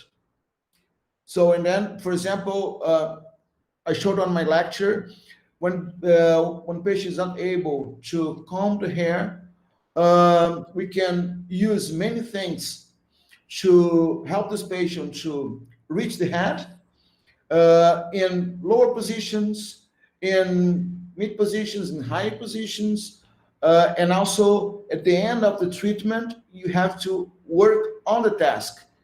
We have to give the patient the comb, for example, and ask the patient to do it. And then we can use many techniques, such as rhythmic initiation, combination of isotonics, replication, depends on the problem of the patient. So PNF is a really perfect concept that we can use for this kind of activity limitation problems. That means ADL, we can start with ADL, and also we can progress to sport or work activities. Depends on the patient's wishes. So thank you for this. Second question was not the one that I'm going to ask now, but you already answered. Mm-hmm. So that's why right now on the chat, people are asking if you could talk a little bit about your experience in sports. So you just said that ADLs, we could think about this activity limitation and restriction of participation in sports. So maybe you can talk a little bit about this and then we can change the question. Yes, it's a good question. I have been treating a lot of sport guys. So I think that people who know me, people know that I do karate for a long time. I'm a black belt, and because of that, I have been treating a lot of guys who do martial arts. And then PNF can be really useful for this kind of patients. After, for example, surgery or shoulder surgery or elbow surgery, and also many other sports such as tennis, volleyball, swimming, etc. So it's the same clinical reasoning. When we assess patient, you have to ask the patient, okay, what is your problem concerning sport? For example, a player could say, so when I lift my arm, I feel pain or I feel some instability during one part of range of motion. So, and then I have to assess the structural level. What's going on? It's because of the muscle, it's because of the joint, it's because of the nervous system. What's going on with this patient? The same with a karate guy, when he punch, for example, and I can ask him or her what's going on during this kind of task, this activity. So for that, I have specific tests and also specific scales that I can use during my assessment. And I can work on a structural level. And it's so nice, Monica, because we know that we can also work on the activity level for further the patient can use during participation level. I usually show in my courses a video from my patient who is my karate instructor. He underwent surgery, and he was 6 weeks in the sling. And after that, he came to me with short range of motion. He was not able to lift his arm, with a lot of weakness, with a lot of pain, and he was afraid of movement. So during the first sessions, I was working with him in positions, lower positions, and also put his arm on the wall, working with indirect treatment to give him more stability, to decrease fear, and to give more confidence. And during the progression, I can use a lot of position in supine position, front position, the progression of these positions. And also I started to use with him specific techniques of the karate.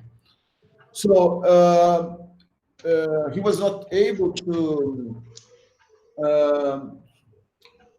punch and also to use his arm during the fight.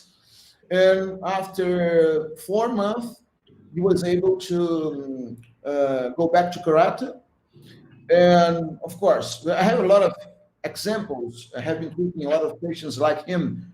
Now, for example, I treated a guy who plays hockey, and he also underwent a surgery, and he came to me with a lot of impairments.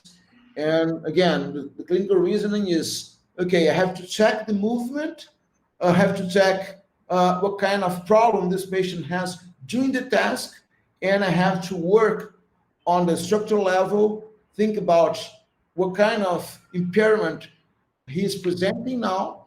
And during the treatment, I can also work with TheraBand, with slings, with a lot of materials to give him the opportunity to use this movement during the treatment.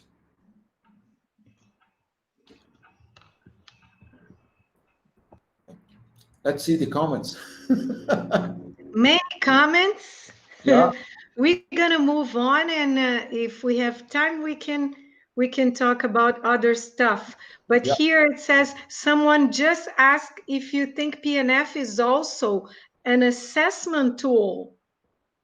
We can use PNF also as an assessment tool. I think it fits with what you're talking about. Yeah, sure. We know that we have a lot of scales concerning upper limbs, but of course we can use PNF as assessment tool. For example, I can use one pattern to check the muscle strength.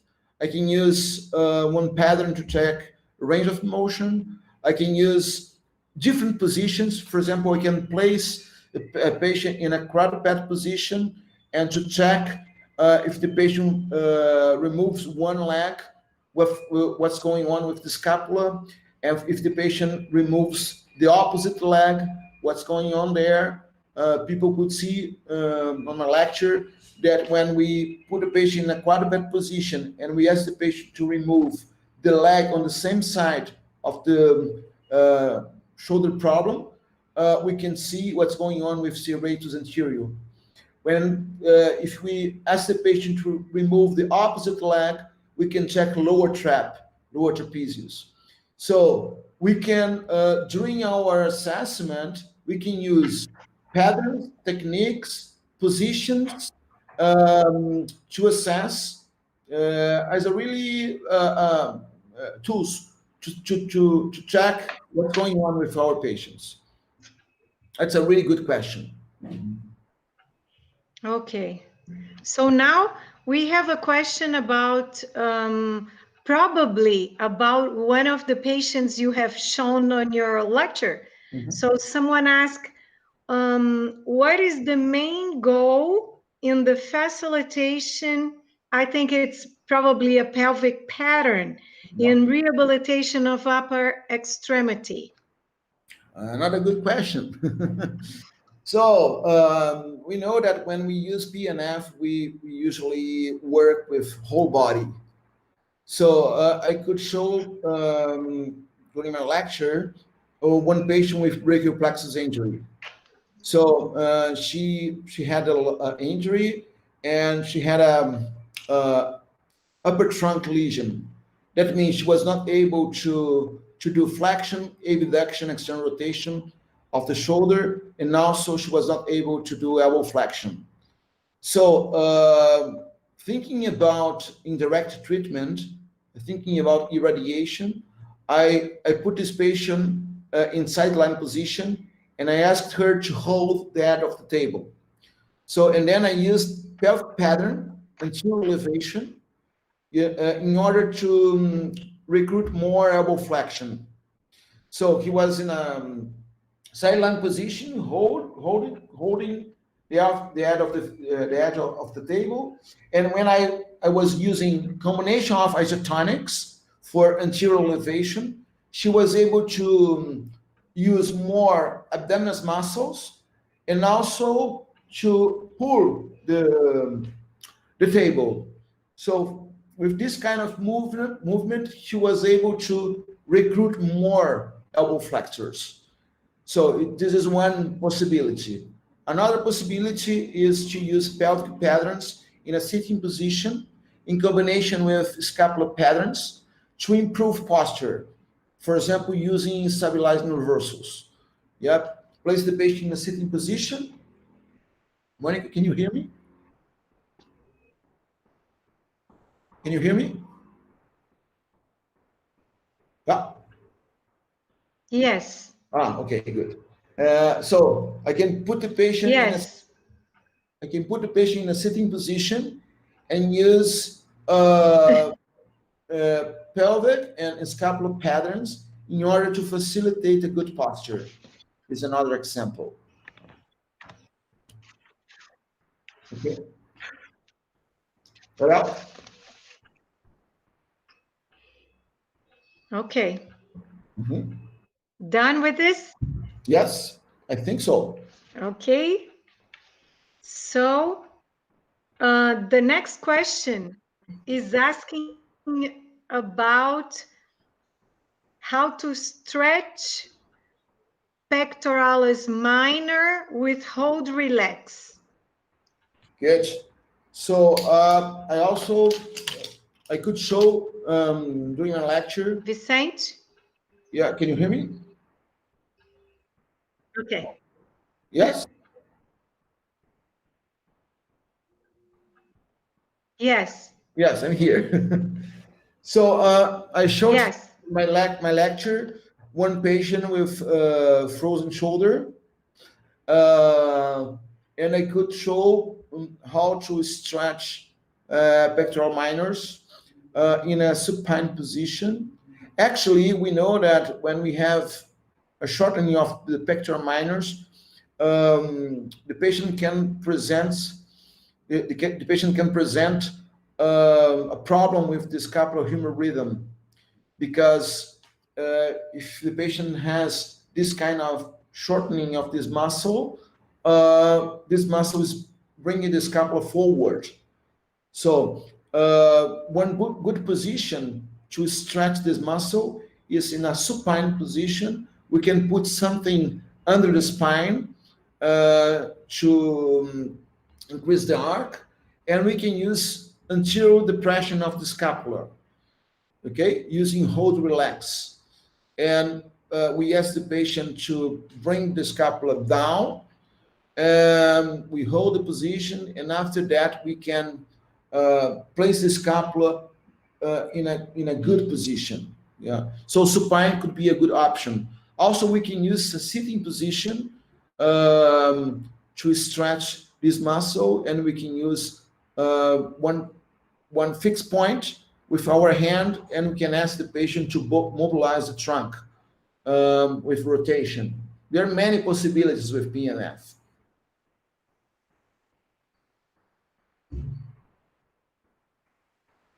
Yeah. Okay. So now, perhaps here we don't have, okay.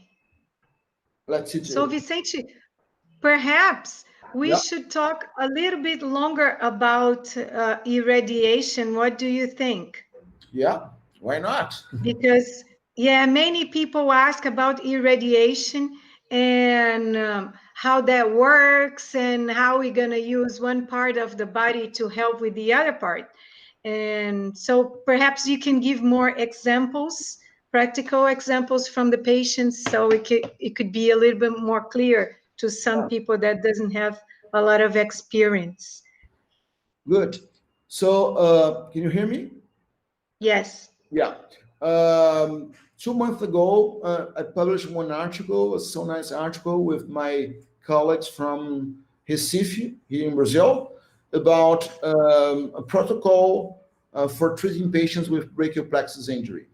So we created this protocol in our hospital because we have a lot of patients with this kind of problem, a lot of patients who underwent a surgery, nerve transfer. So, and we know that after surgery, this kind of surgery we call neurotization or nerve transfer.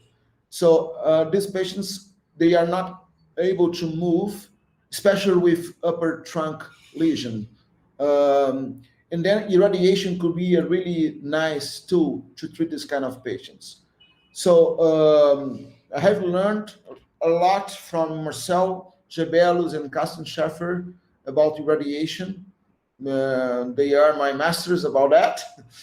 And we know that we can use many different positions to work with irradiation.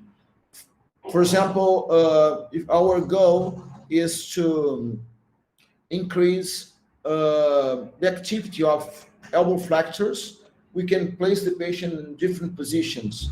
We can ask the patient, like I said before, to hold the end of the table, and we can use different patterns. If the patient is in a supine position, I can ask the patient to hold the end of the table, and I can use extension, adduction, internal rotation, using combination of isotonic, in order to promote more activity for elbow flexors. Or, for example, if the patient is also in a supine position, we can use hook line and work with combination of isotonics. Or if my goal is to increase the activity for the abductors, shoulder abductors, or elbow extensors, I can place the patient in a sitting position, ask the patient to keep his arm on the table, and I can use the other arm working with flexion, abduction, external rotation, in combination with neck, for example, to increase the activity to the shoulder abductors and also elbow extensors. And also when we put the patient in different positions, for example, ask the patient to put his hand on the wall, I can use the trunk, I can use the other arm, I can use the lower limbs. There are many possibilities to work with irradiation.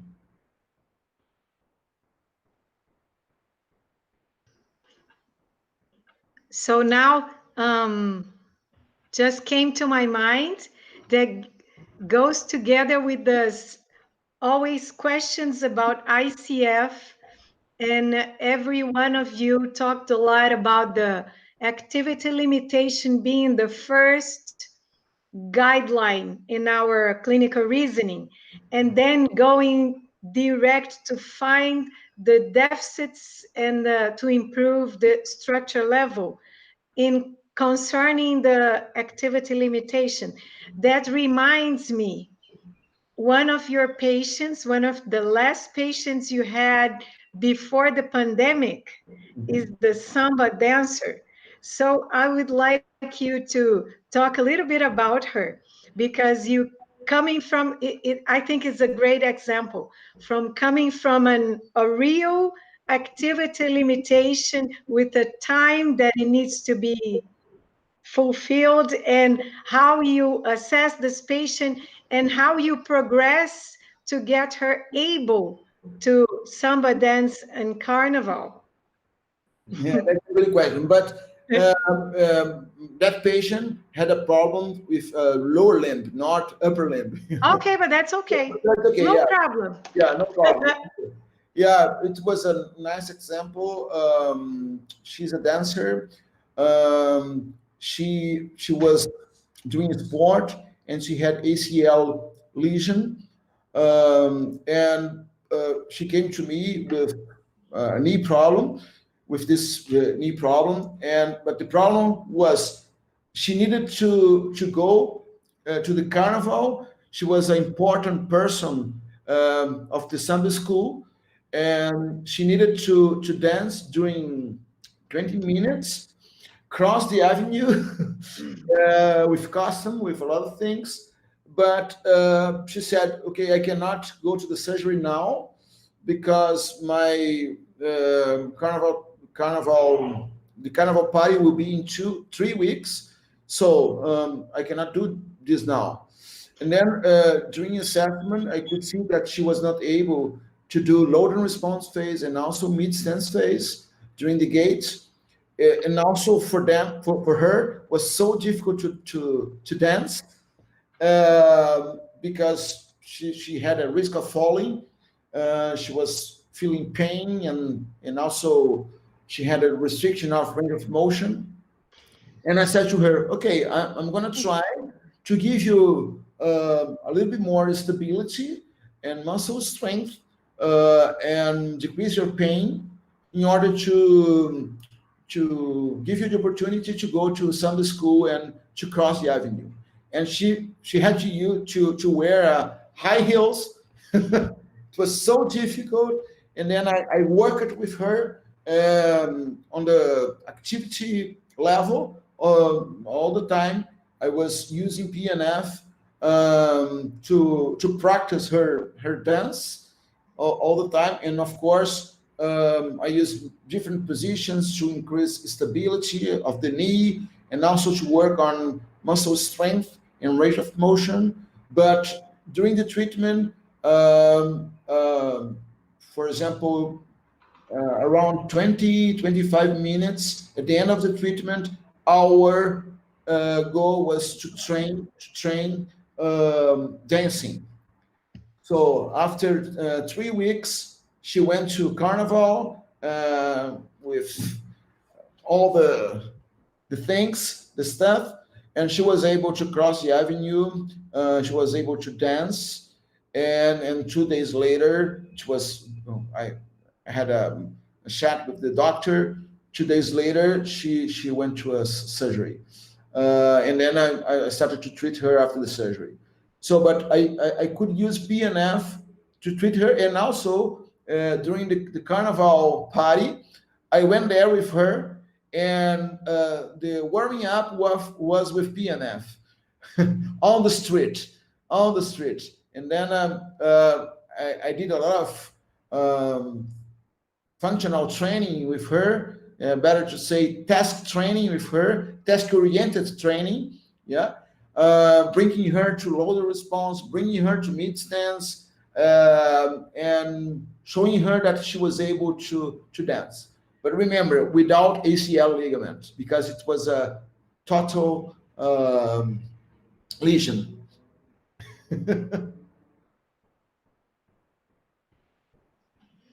So thank you, Vicente.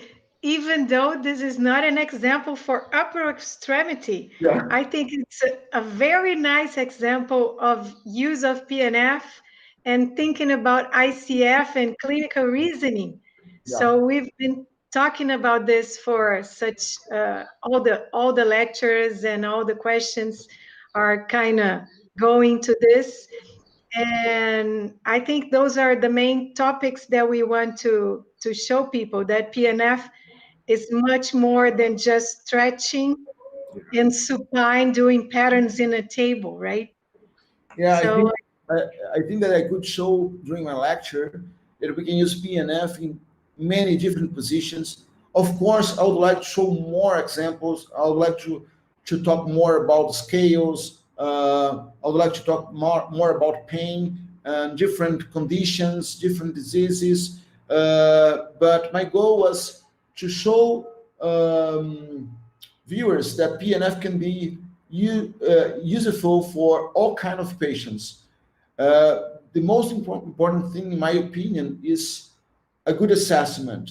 You can really, like you said, our goal is first start with activity limitation. Ask the patient what's going on your activity and participation level.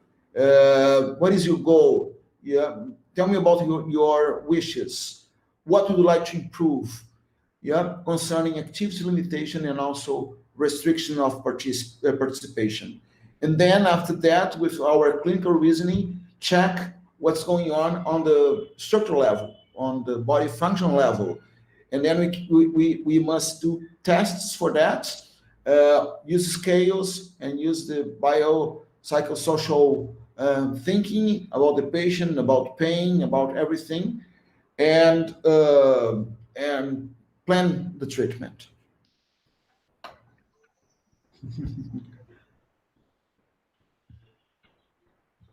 okay. And thinking about this clinical reasoning, so we've been saying all the time, starts with the activity limitation. And then if you find the reasons for that activity limitation, you must follow these reasons to make changes on the activity level. And it's also, you always says this in your teaching places, that this can change during the treatment, which means sometimes the first reason for that activity limitation, the main reason could be pain, could be range of motion, but then after this, in 2-3 sessions, it could be coordination. And then the activity limitation could remain the same, even though the impairments could be different, and then you need to adapt your clinical reasoning Yeah. while you're treating the patient. So this is so good to think about those topics. Yes, great. Yes, it's really like this. And I usually say, Monica, that PNF is amazing because we work with motor control and motor learning. It's, we know that there are many nice techniques in physical therapy. I have a lot of respect of all of them. But PNF can really promote motor learning in motor control. This is our main goal during the treatment. Doesn't matter if the patient has pain or if the patient has restriction of range of motion or weakness or spasticity, whatever. And that's so important that during our treatment, we try to diminish the impairments on the structural level, but we think all the time about tasks on the activity level and on participation level. And for that, we need motor control. We need to teach the patient how to move. We need to adapt the patient to a new condition. And we need to use environment. We need to use different materials. During my lecture, I could show also some activities that the patient can do by himself or by herself, using pulling, using elastic bands, something like this. Mobilized reserves means that we have to teach the patient a lot of things, and the patient can do it by himself, by herself, during the day, at home, in order to train the brain map, and to show the patient, now this is really proprioception. This is so good. Vicente, now 3 minutes. Just 3 minutes to answer one last question, maybe the main points. Yeah. Somebody is asking how to use PNF with a patient with a sharp pain, like a disc herniation in an acute phase, sciatic nerve inflammation, something like this. Just some fast 3 minutes for you. Good, good. No, it's another question that nothing to do with upper limb, but that's okay. Yes. No problem. Yeah, we are PNF instructor. Yeah, we are here to clarify. Yeah, that's okay. So that's a good question. We have a lot of things to do with PNF. We can work with some positions. Yeah, we can work with breathing, vital function. We can work with some techniques in order to improve better position. We can work with education. We can show the patient how to do a movement in a better way. Yeah, we can use a lot of patterns, and we can check if this movement can help the patient at this moment. What's going on, for example, if the patient is getting better with flexion, or if the patient is getting better with extension movement, or if the patient is getting better with certain position. That means we can use PNF positions to help the patient at this specific moment. And also, like I said, we can work with some techniques for stability. We can use breathing. We can use pain education. We can use sometimes we can use just verbal command, yeah, to show the patient to manage this pain in this acute phase. And during progression, if the patient getting better, we can add a lot of different exercises in different positions with different environments. But I usually say that the most important thing is assessment. During assessment, we have to check which position is better for this patient. With movement, the patient can get worse or get better, and we can work on it. Perfect. We just on time. I'm happy that we answer all the questions on time. So Vicente, thank you so much for being part of this group in this big project. Okay? See you pretty soon in a few hours. Yes. Thank you. Nice Congress. Love you. Love you guys. Bye. Bye-bye.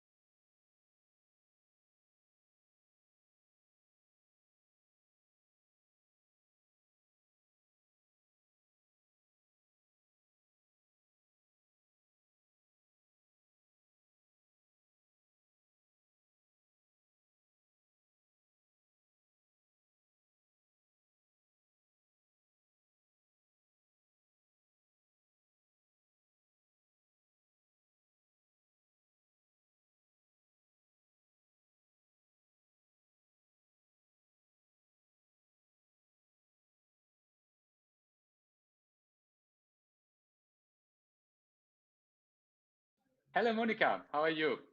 I'm fine. So good to see you. Thanks a lot. Was a long day for you till now, right? Isn't it? It's a little bit a long day, but I'm having kind of fun. So Okay, yes. it's good. And it's good I had that to.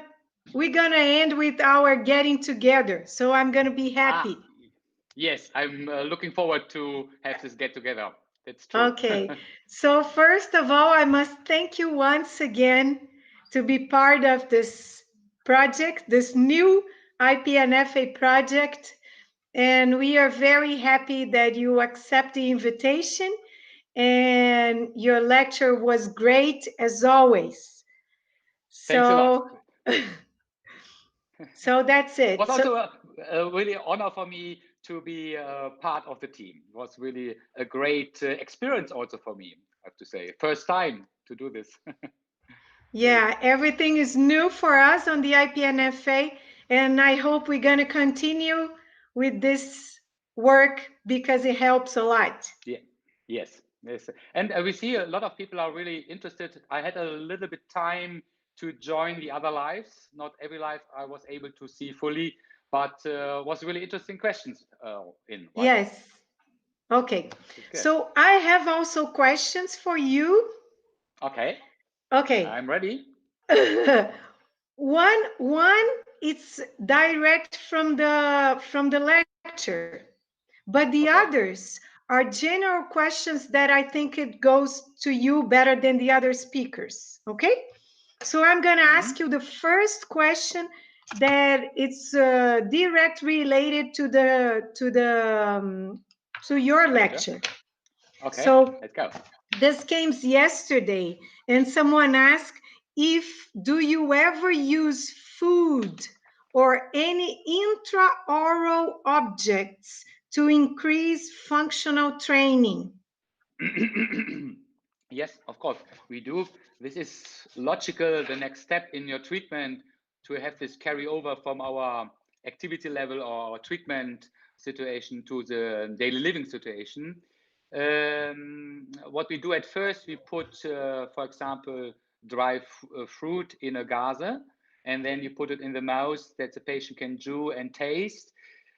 Because if you start with the first swallow, you have to be sure that the patient is able to swallow. So that means therefore you need a special assessment that you see the patient is ready to swallow. And this is normally we do in our clinical. This is a medical assessment of the doctors. Okay. One thing So, more on because it depends always with this dysphagia, depends always what kind of dysphagia, also what kind of impairment for the dysphagia is behind. And therefore you have to consider which food you give the patient. Is it more like a potato, heavy and big, or it's like soup who is more fluid? And this you have to consider in the team. So it's not so easy to answer this in general. okay. So the second question is not specific to the topic you show, but it has to be with neurological patients. And then it says, the person asks if PNF techniques can be used in cerebellar ataxia to increase balance and improve the ataxic gait. Okay. Very good question, of course. Not easy to answer with one sentence because on one hand, you should understand a little bit the impairment of ataxia, why the patient is not able to move coordinated. So on one hand, we have to improve posture control, who is driven by the cerebellum. So that means we will use a lot of approximation, and we would use a lot of stabilizing reversals to get more proximal stability. This is one of the root of treatment approach. And the other hand is that we have to improve in the limbs the intra and intermuscular coordination. So that means we would use at first combination of isotonics to improve intramuscular coordination. Meanwhile, the patient should keep proximal stability. So with our facilitation hands-on or through some passive stabilization. And second technique would be then dynamic reversals to improve reciprocal innervation of the limbs, because this is one of the main problem if you have a cerebellum disorder, this reciprocal innervation of the limbs. Regarding gait, you should use also a lot of approximation during stance phase in order to have enough stability on one side that you can move the swing phase more coordinated. You're so quick today. This is good. Okay. Okay, you mean I should talk not so quick? No. I'm happy to listen to you. That's it. Okay. The other question, it's more precise, and it says, which PNF techniques can be used to increase hip flexor strengthening in a hemiplegic who has zero muscle strength in hip flexor? Okay. Interesting question. So it sounds for me, it's a patient from the acute phase after stroke. So we have to consider more about how we can improve tone and tone production and movement than to look selective on one hip movement. Because also we have to consider why the patient is not able to move his leg. And that means in the acute phase, the central nervous system is not able to produce muscle tone because of lack of also proprioceptive input. So that means we have to, on one hand, stimulate the brainstem. And I gave a small hint in my lecture how we can stimulate the brainstem in this case. So that means standing up, using activities in standing to get more proprioceptive information from the foot, because this is one of the main receptor system who drives then the brainstem besides the labyrinth, because if you're standing, also the labyrinth is active. So on one hand, this is one strategy. You have to activate the brainstem in order that the patient is able to produce tone as a basic for later on then really voluntary selective movement. And as far as the patient is not able to move by himself, so there's really no voluntary movement in, I would suggest to move the leg. Important is the timing from distal to proximal, so that we really start with the foot component, and this also more in a meaning of repetition to have proprioceptive pumping up, we can say, from distal, because this is a normal coordination, how the movement's running, so that we stimulate it in the same way.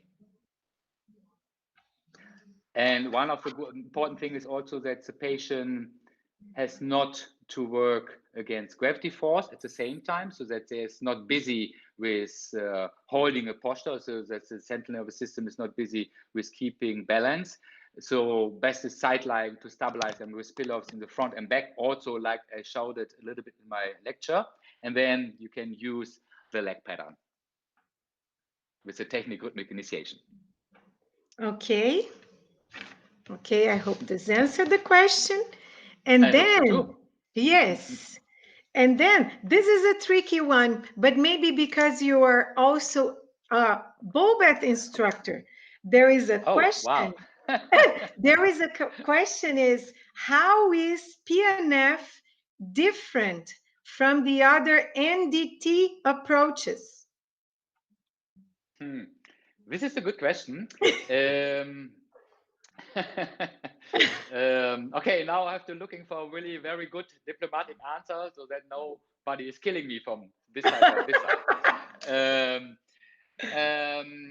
I would say, on one hand, the difference is that we stimulate the receptor system differently in the from the central nervous system, because my former chief doctor said always, receptor is receptor in the brain. The receptor does not differentiate between Bobot or PNF. It's a way how to use it and how to stimulate it. This is a different, I would say. Also the same, I would say, is that we achieve a better quality of life. So on the participation level, we are absolutely the same. And the difference is also in our assessment. In the PNF concept, we use the ICF as a framework, as well as we do it in Bobart, but we use the clinical reasoning from top to down. That means we ask the patient, what is your participation limitation? So what is your wish? What do you want to improve? And observe then on the activity level the limitation. And then we build our hypothesis, what could be the reason for this? And then we start our treatment. And in Bobath, we do it opposite. So we do an assessment of bottom up. So in the moment where I observe a posture or a movement, I try to improve this position or this movement. And through this hands-on treatment, we do our assessment, and this is our clinical reasoning. So this would be different for me. Maybe also that we focus on PNF more on the activity limitation, and in Bobart I would say that we're looking a little bit more on the impairment level. So we treat more on the impairment level, and we focus much more deeper on posture control than in PNF. So I would say this. Now I will see what kind of reaction I get on this answer. Let's see if somebody wants to kill you. Not yet. I don't think so. Still today I'm here for PNF. You see my T-shirt. This is so good. This is so good. Okay. Okay. One thing that is a wish that I think you could clarify or talk a little bit more, or maybe talk about this. Every time I see a question about the use of PNF in children, okay. I know that most of the people that ask about this has to do with cooperation and collaboration of the patient. And that gives me the idea that goes also to patients in a coma, patients with a very bad head injury or something like this, with a very severe dementia. We go to the same direction. So we had Fred talk a little bit about children on his life and address a little bit this. Fernanda talk a little bit about children with spinal cord. And I don't want you to address children, but I would like to hear you talking about the patients that doesn't collaborate and how we think about PNF on this sense. Okay. Good question. I make some notes by the side that I don't forget it to answer this fully. At first, the question is then always why the patient is not able to follow us. So it's really a coma because the brainstem is affected. So right in the acute phase, like after traumatic brain injury. Then, as I said already, then I would use all components from PNF to stimulate the brainstem. That means standing, intraoral stimulation, a lot of proprioceptive stimuli, breathing, changing of positioning, in order to activate awareness. This is what we can do with PNF. It's a really patient because of a coma, and he's not able to learn new movements. If it's a patient because of a perception disorder, for example, after a neglect patient, also they don't understand the comments, and often they ask why I should do something, why I should do this effort to work against your resistance. So we have to use the principle from the ICF and the principle of motor learning, the environment. So we have to use the environment to facilitate the patient to give, that means, for example, with a neglect patient, that we have to reduce distraction from the environment. No additional noises, we have to make the room short so that there is no distraction, the patient can focus on us. and on the situation. With the perception disorder patient, also we have to use more tasks, but this is also PNF for me, no? Using tasks in order to activate a specific muscle group. So this is also for me what we can do. It's not so easy because, as I said, we have to guide the patient. Sometimes a little bit like with children, we have to find the right toy in order to get his attention, so that they want to really to be active. The main problem are the patient group with the dementia. If you have really frontal brain lesion because of the traumatic brain injury or because of the dementia occurs mainly in the frontal brain. So then it's really difficult because you need a minimum of cognition tool for learning, for motor learning. Otherwise, you can't improve your skills. So with them, we can only use then the cerebellum for learning. And the cerebellum means always we have to do the same, because normally in our PNF concept, we have this principle, repetition without repetition, so that we always change a little bit the situation or the positions. And this we can't do with this kind of patient, because therefore you need the frontal brain, therefore you need your cognition to use this different stimulus for learning.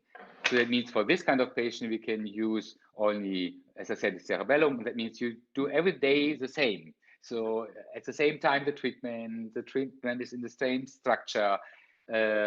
So this is like this Pavlov's dog, you know, the bell is ringing and the dog starts with salvia.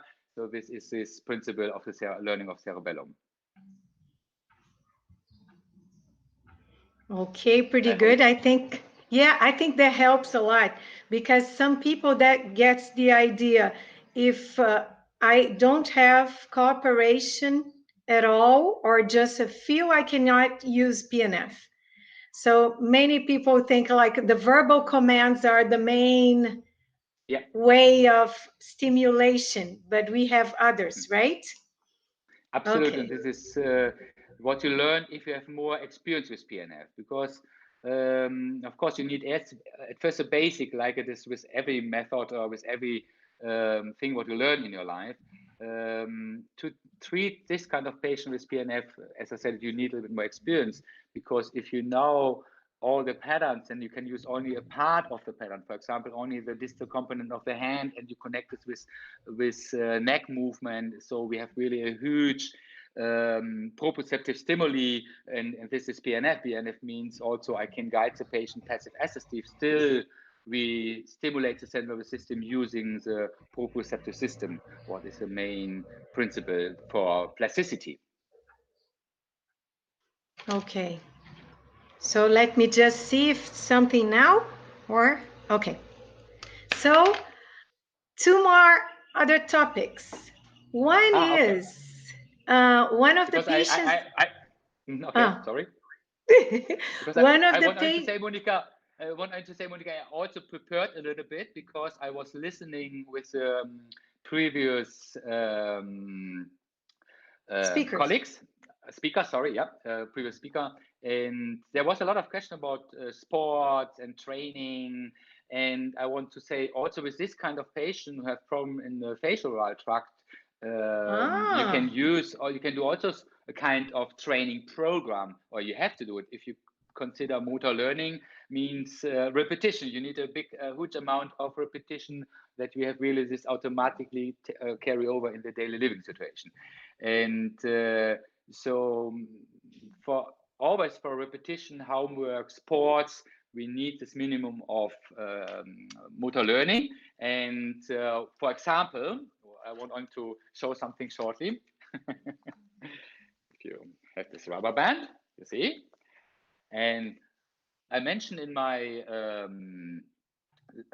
lecture which pattern are necessary for improving of swallowing, and so you can use also easily the TheraBand. That means, or this rubber band. You can use it over the head, pulling, and then it's a kind of approximation to grow, because this was one of the main activity to get enough stability for swallowing. This is one. Then you can use it easily in this way, or in this way. For me, it's perfect because I have no hairs. Looks cool. And that means you can easily teach a patient, as I said, that you need a minimum of cognition, neck pattern for flexion. Yeah. So you can, if it's a stroke patient, you can resist it also only with one hand. So there's also a possibility in. And also important was to facilitate the mouse opener. And also here you can use easily the TheraBand, and you can keep it like this. You stabilize the neck by yourself, and then you can train it. So I want only to give a short example. If you know the concept, you can apply it, for me, almost to every patient. This is so good. Okay. So the other question has to do with that very severe patient that you have shown with the team working together. And I think the OT was holding the head, and the patient was in a standing position, actually, right? So Yes. the question has to do with what is the influence, what is the importance of putting the patient in a standing position in such a severe case, in that phase, in which influence that can have in the oral tract and in the head, or in the posture, whatever. Where I should start with the answer. In PNF concept, we have this philosophy, we try to make it easy for the patient. And the easiest position for swallowing is sitting or standing. And we chose standing because standing is a position where we can activate, in my experience, in the best way, the function of the brainstem. This we have to understand, because on the brainstem, there we have this location for posture control, the anatomic structure, and we have the anatomic structure for swallowing. And we can say, if the patient become better to activate his anti-gravity muscles, he will be also better with swallowing. This is the reason for standing, because you get so much proprioceptive stimuli in standing comparing to side lying or sitting. This is a reason because we bring the patient in standing.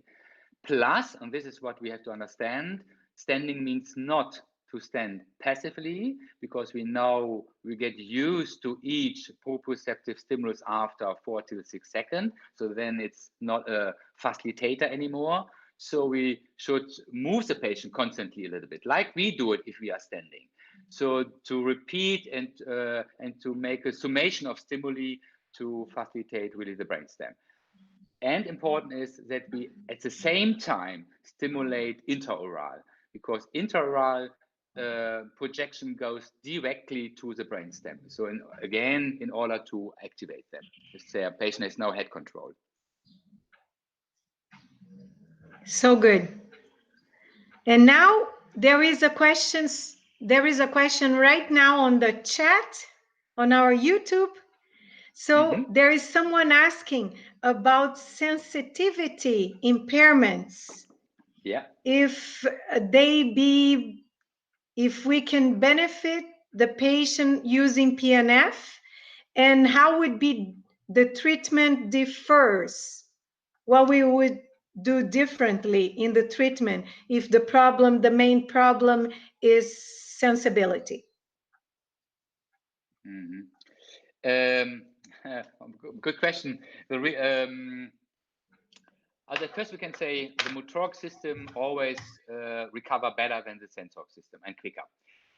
So we see better motoric outcome than the sensoric outcome. What we have to consider, why the patient does not feel, why they have a sensitivity disorder. If you have a lesion in the hemisphere, only just 20-25% have distally a real disorder of sensation or sensitivity. Mainly they don't feel because they are low tone. We have to remember 80% of all sensation proprioceptive stimuli are the muscle spindle. So we need muscle activity, we need tone to feel. And if you are in the acute phase, super acute phase, and you are mainly low tone, then this is the reason, because you have no sensation. You need really a lesion in the brain, in the thalamus, in the brainstem, or in the spinal cord. And you can say, if you have a lesion in the spinal cord, the recovering of sensation is really, how to say this, positive, not the best. If you have a brainstem lesion, then you can also improve sensation. The main thing is we have to use our tactile stimulus. This is PNF. We have to use our proprioceptive stimulus. Okay. Let me see. So we have to. Okay. Important is really that we not working statically with a patient who has a sensation disorder. So we have to move them in order to get through the activity more proprioceptive feedback. Okay. Let me see something fresh. If not, I have an old one here. Okay. So the other, it's a little bit general, but it's specific also. We wanted to know how PNF can influence in spasticity Okay. or in spastic patients. Good. You can say, because I learned PNF long time ago. On the focus was always to activate to facilitate the weak muscle groups. And if you're looking nowadays on the problem on spasticity, we know spasticity is a compensation strategy from the central nervous system due to the central weakness. So still we have to find in our assessment which muscle or muscle group is weak. Otherwise, we never change something in the spastic pattern. That's and so that's the reason that it fits very good. Of course, we have to deal at first with spasticity before we can activate the weak muscle group, but still, this is a main issue nowadays. Okay. And also, how about PNF in chronic patients, neurological patients? Do you see this with good results also, or we can think, oh, if it's chronic, not even PNF could change the scenery? The glass is half full. This is PNF. So we can say, of course, patient can improve. Depends on the personal factors of the patient, I have to say. If the patient has the ability to exercise by themselves, has the ability and has a good environment, a supportive environment, like relatives, like flat, etc. So of course, but then we're going really more in this direction that I'm more a coach than really a physiotherapist. So of course I treat the patient, but I have to give them a good home program. Otherwise, a chronic patient after 10 years after stroke does not improve. Okay.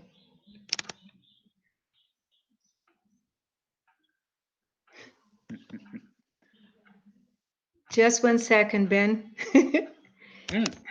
Any okay, new no PNF problem. patterns being created? Yeah, I love to listen you talking about spasticity. Okay. No, because what is the topic also of our Congress, PNF is much more than pattern in supine. What we know nowadays that spasticity is the compensation strategy because we are not able to move automatically against gravity force. That means posture control is affected. And this we have to consider which position we should choose. What is the easiest for the patient? Can we use the principle of closed chain? What is the principle in our treatment approach with the patient? So we have to consider more how we design our treatment situation. So how is environment? Where I do need maybe a pillow for supporting the patient. So also to work with neurological patient needs also a bit experience with PNF, I have to say. Okay, so we can use a lot of our concept in all this kind of patients, right? Yes. Okay, okay. And could we talk just a little bit about Parkinson's disease? Because we talk Yes. a little bit about spasticity, and then there was a question about ataxic patients. And how can you say something about Parkinson's disease concerning the use of PNF? Okay. Depends a little bit what kind of Parkinson disease this is. If it's your really your morbus Parkinson, then we can use rhythm. Rhythm is then really one of the items what helps a lot, and we have rhythmic initiation. We would use a lot of all kind of facilitation of trunk rotation to keep them really mobile. And we know nowadays also in the literature, if we improve with the Parkinson patient posture control, the risk of falling down is really reduced. So it's helpful, but we have to consider if it's a morbus Parkinson that we never overuse them. Also in the treatment, need more breaks and more breathing exercises. Then if you have a Parkinson syndrome because of a traumatic lesion in the basal ganglia, then the strategy is a bit different. So that means the basal ganglia itself are affected, and therefore you have to activate much more trunk activities in the meaning of activation than of mobilization. Okay. And also, one of the things that I would like to listen to you a little bit more, we're talking a lot about ICF. And when we think about ICF and we consider the environmental factors, barriers, and the facilitators and everything, I always think about culture also in personal factors, which culture would change. You traveling all over the world and you work in a rehab center in Berlin. So can you talk just a little bit about how is culture-wise talking about Germany? If a person, for example, has a head injury or a spinal cord, do they go in acute phase to the rehab center? Do they stay there for months, or do they stay for some weeks? Are they, when they go back home, do they have any kind of support? How the families are related to this? Because, for example, in the state is completely different, and you've been in Brazil also. It can be kind of different Yes. too. So I think I would like to listen you to talk a little bit about this and the influence of this culture and this program, whatever you have in your country, can facilitate or make it more difficult. Yes, I can do. Want only write down some notes. Okay. How to say this easy at the beginning? We are, or maybe later. Also, at first, the concrete to your question. I strongly believe that the outcome of rehabilitation and how much the patient can participate is strongly affected from involved from our environmental factors. In Germany, thanks, we have a very good and high level health system. So if you have a stroke, traumatic brain injury after the acute phase, normally you comes in a rehabilitation center. And for, let's say, normal stroke, what does it mean, a normal stroke? You can stay around 3 months in a rehabilitation center. And then if you're coming back home, normally the insurance pays also the changes in your apartment so that you have no barriers anymore, and you get paid also regularly therapy, so physiotherapy, occupational therapy, and speech therapy. But then if you are a chronic patient, you have maybe 2 times, 3 times a week, half an hour physiotherapy. So this is not a lot, I have to say. So for the chronic patient, they can get therapy, but they have to be more active by themselves. This I have to say. So that means from the point of view from the equipment, it's perfect, the environment. But the negative part could be also if the environment is perfect, That means there is no need from your side of a patient to be more active.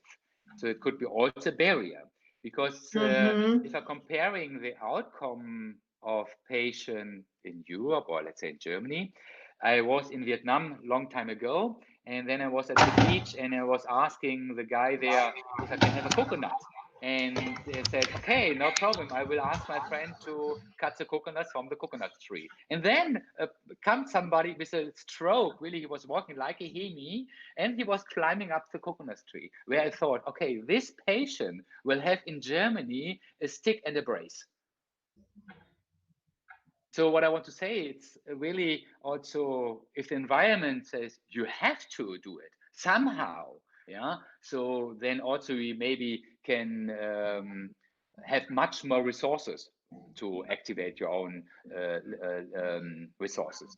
And I see this also, I give a lot of courses also in Japan, and comparing to my friends, colleagues, population in Europe, the Japanese guys have less of extension activity. So if you observe them, their lumbar spine, comparing to what I see in Europe, they have less of lordosis, because always they're sitting on the ground, always the body is the whole life more in flexion. So we adapt to this. This is what I mean with the environment. Interesting, isn't it? Yeah. Or when I see also comparing, how to say this good, if the acute phase is well good organized, I see really the outcome is much better. So I don't see this huge maximum of pattern and handicap patient. Comparing, if I'm going in a country where I see, especially the acute phase, they have no stroke units, for example, is worse, then you see really a bad outcome. So this is also important for the acute phase. Okay, my dear. I think we did a great job. We are pretty on time. Okay, time is over, you want to say? Oh, Almost I like to over. talk with you. Oh, me too. So we're going to get together pretty soon. But I want to thank you once more. We talk about many things in 40 minutes. I think it was pretty good. And it's always good to listen to you, to your experience. Thanks Okay? a lot. Thank Was you a pleasure very for me much. too. Bye-bye. All the Okay, best. see you soon. Bye.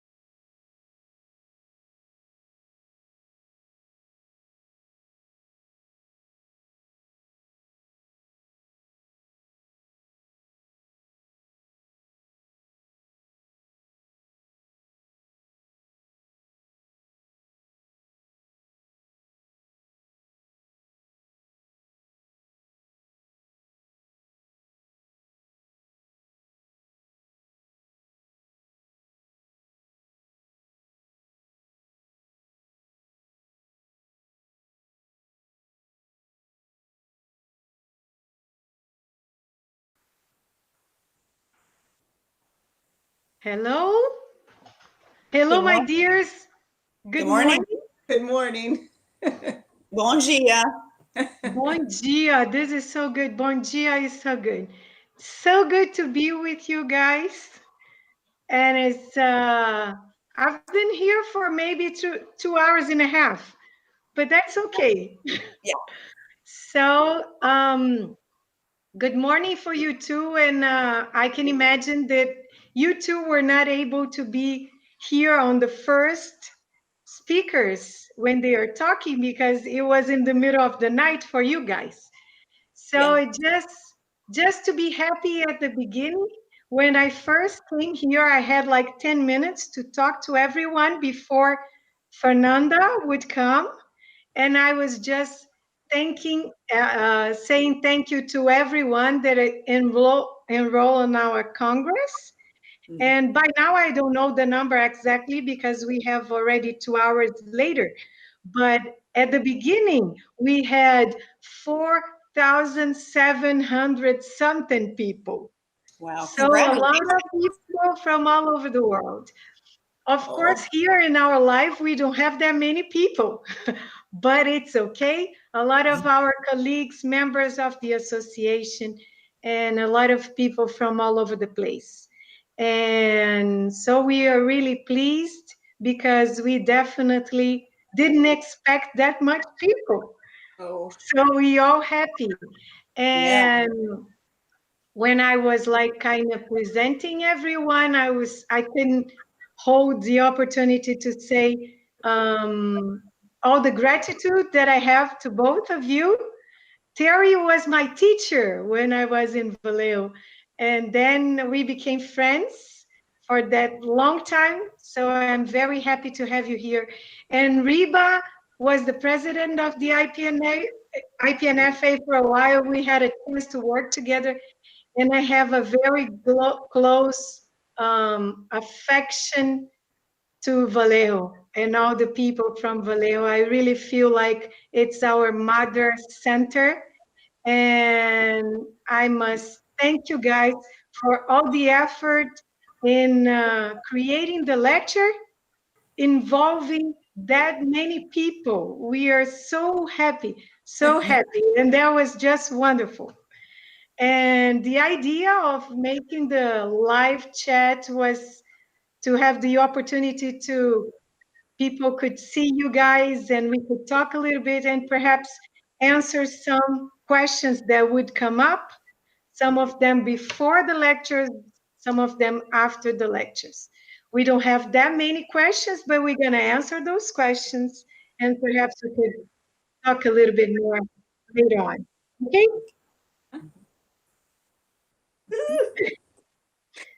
Do you guys want to say something or can I start with the question? For me, you can start with the questions, but Reba, if you have something. No. Okay, okay. So we can start with the question.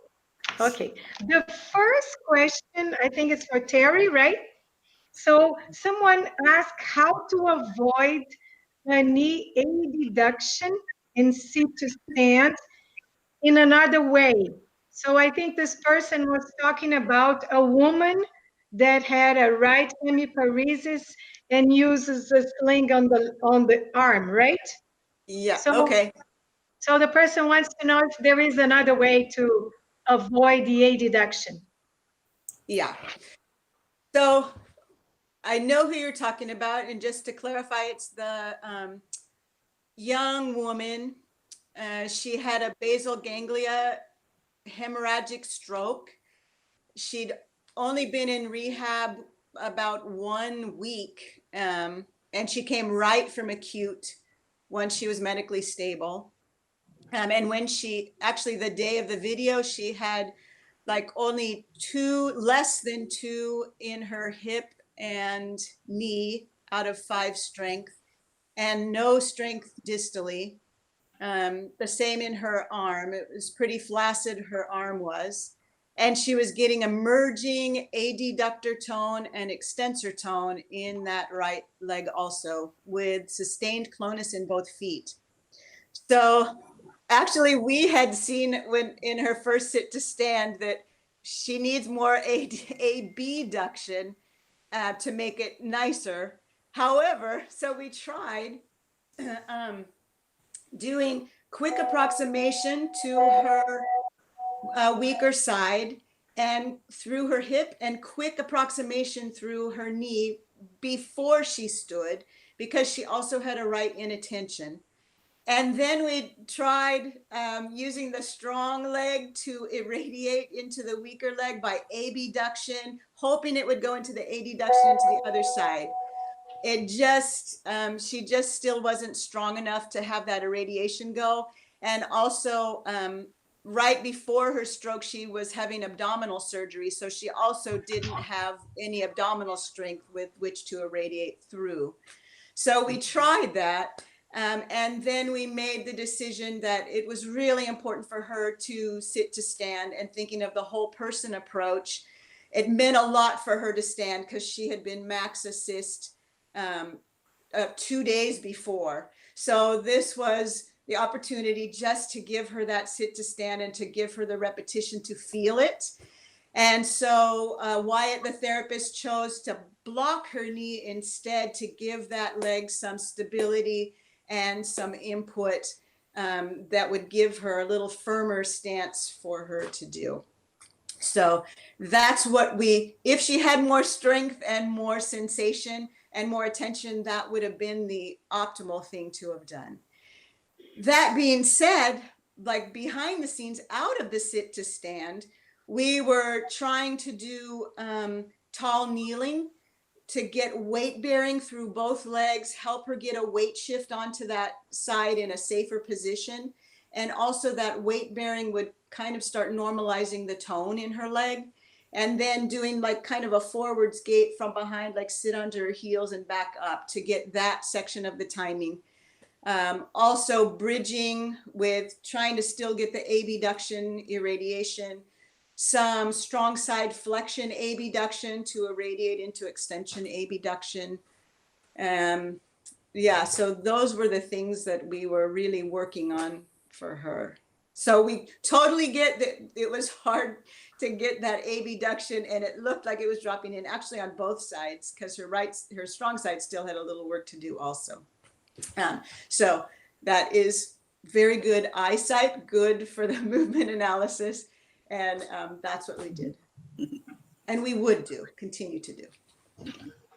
And I just wanted to add one thing. Yep. Remember, the glutes are the main driver for sit to stand. So the other activities like the tall kneeling, the bridging, they totally help get the muscles more active and that are need to be generated so that she can get that glute drive to stand up. Oh, then I'll add one more thing. This is great.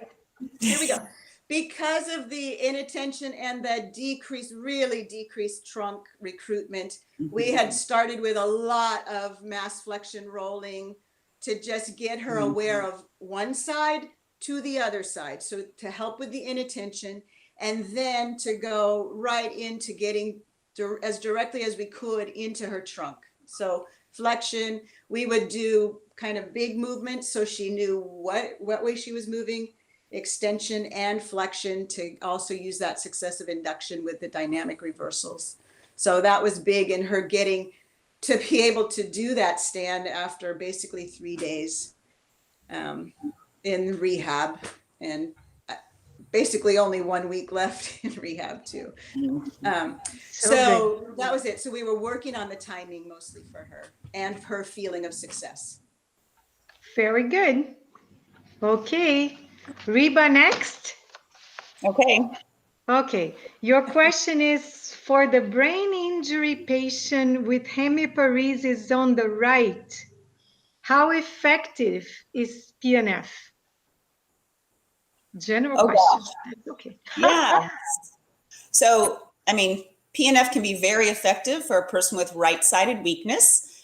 Even some of the patient we were just talking about had right-sided weakness. So I think there's no question that PNF can be beneficial with somebody with right-sided weakness. The thing that makes it tricky sometimes is if the person has aphasia. So this is the thing I think they're trying to drive at with the question. So the patient doesn't understand what I'm saying. They can't speak. How do we communicate? So I feel like there's the few, you can use all the basic principles, the philosophy, but there's a few that kind of seem to be most important just off the top of my head here a little bit. So the first thing I think of is the verbal cue. So the verbal cue when someone has aphasia has to be very simple. Stand, sit, walk. Even then, they may not understand what we're saying, and then it does become more challenging. So what I've found is, one, it has to be simple. And a lot of times I'll use things like counting, something that's automatic, because when somebody has aphasia, automatic things like counting or singing happy birthday, those are things they can do. So for example, in the sit to stand example, if I want the person to lean forward, I can help them using rhythmic initiation to get it started. And then I'll start counting 1, 2, and then they get the idea, oh, this is something I'm supposed to do. I'm supposed to lean forward, or I'm supposed to sit up tall. 1, 2. So I use rhythmic initiation as well as sort of counting. Sometimes counting actually, in fact, doesn't even work. So let's say I want them to raise their arm. So I could just go with my rhythm. So not only simple, but now just the tone of my voice, which is part of the basic principle of verbal cue. Ba, ba, ba. So it gets more. Or if I don't want it to get more, I want it to get less, I can lower ba, ba. So I can change the intonation. I don't even have to always speak the same language, for example. And I remember one of my teachers, Pat Reagan, used to teach just a class on doing PNF without words, just with sounds. And it can be very effective. And so this helps with this aphasic patients, is changing the tone, make it simple, maybe counting. The other thing you might need to use is the visual cue more. So what is the visual cue that we can use? We can do a demonstration of what we're going to do. Maybe I stand up.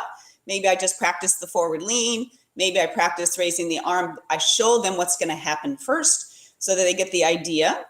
And then maybe the use of a visual target. So there was one treatment in our video where the gentleman didn't really understand how to shorten and lengthen his trunk.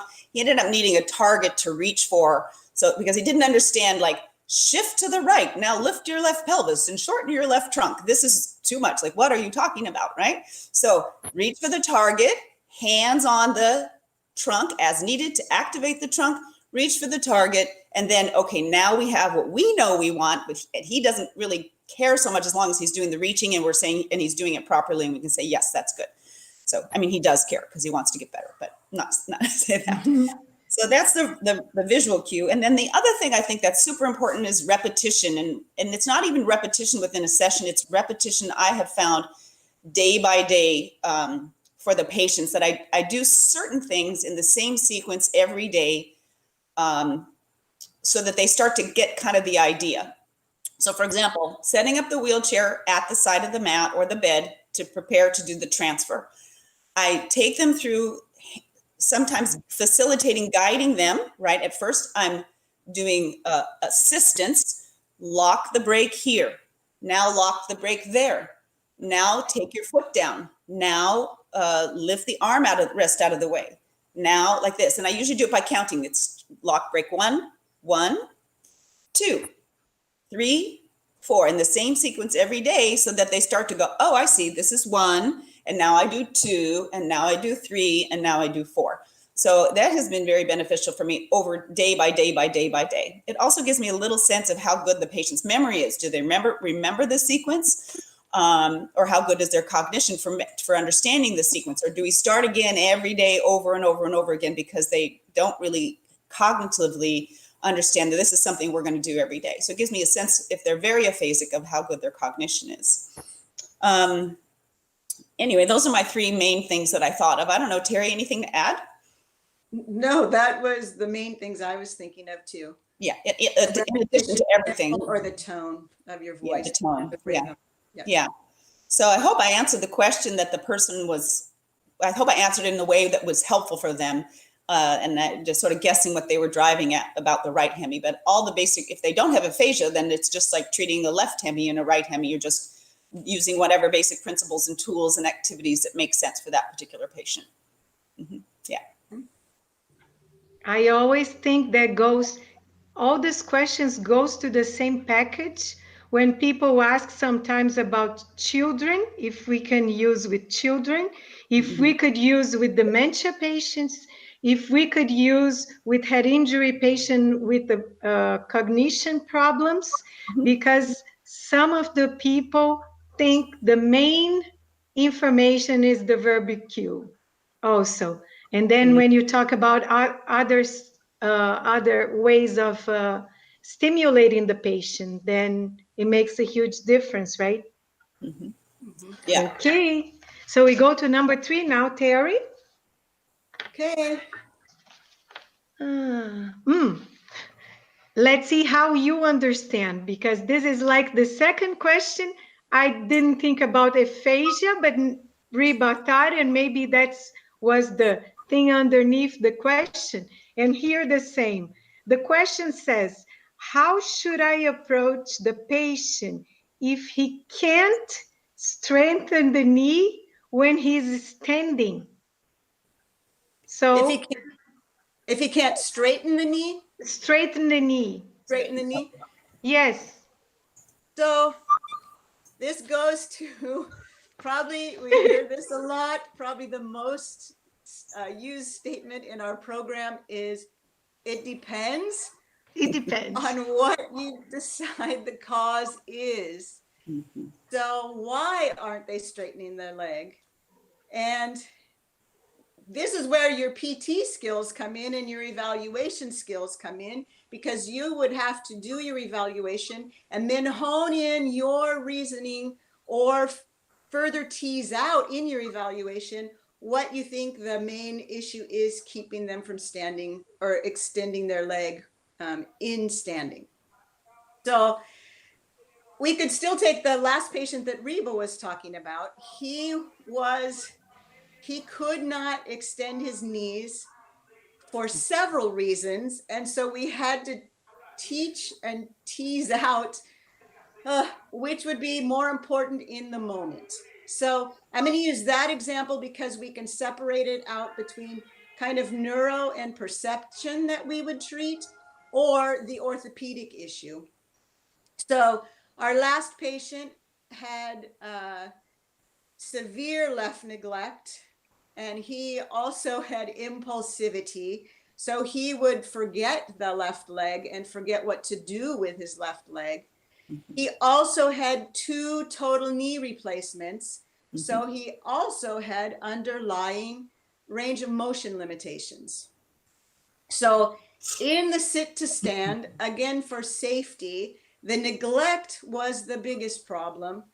And we addressed that by, again, having him pay attention to the therapist was standing on the side that he needed to pay attention to.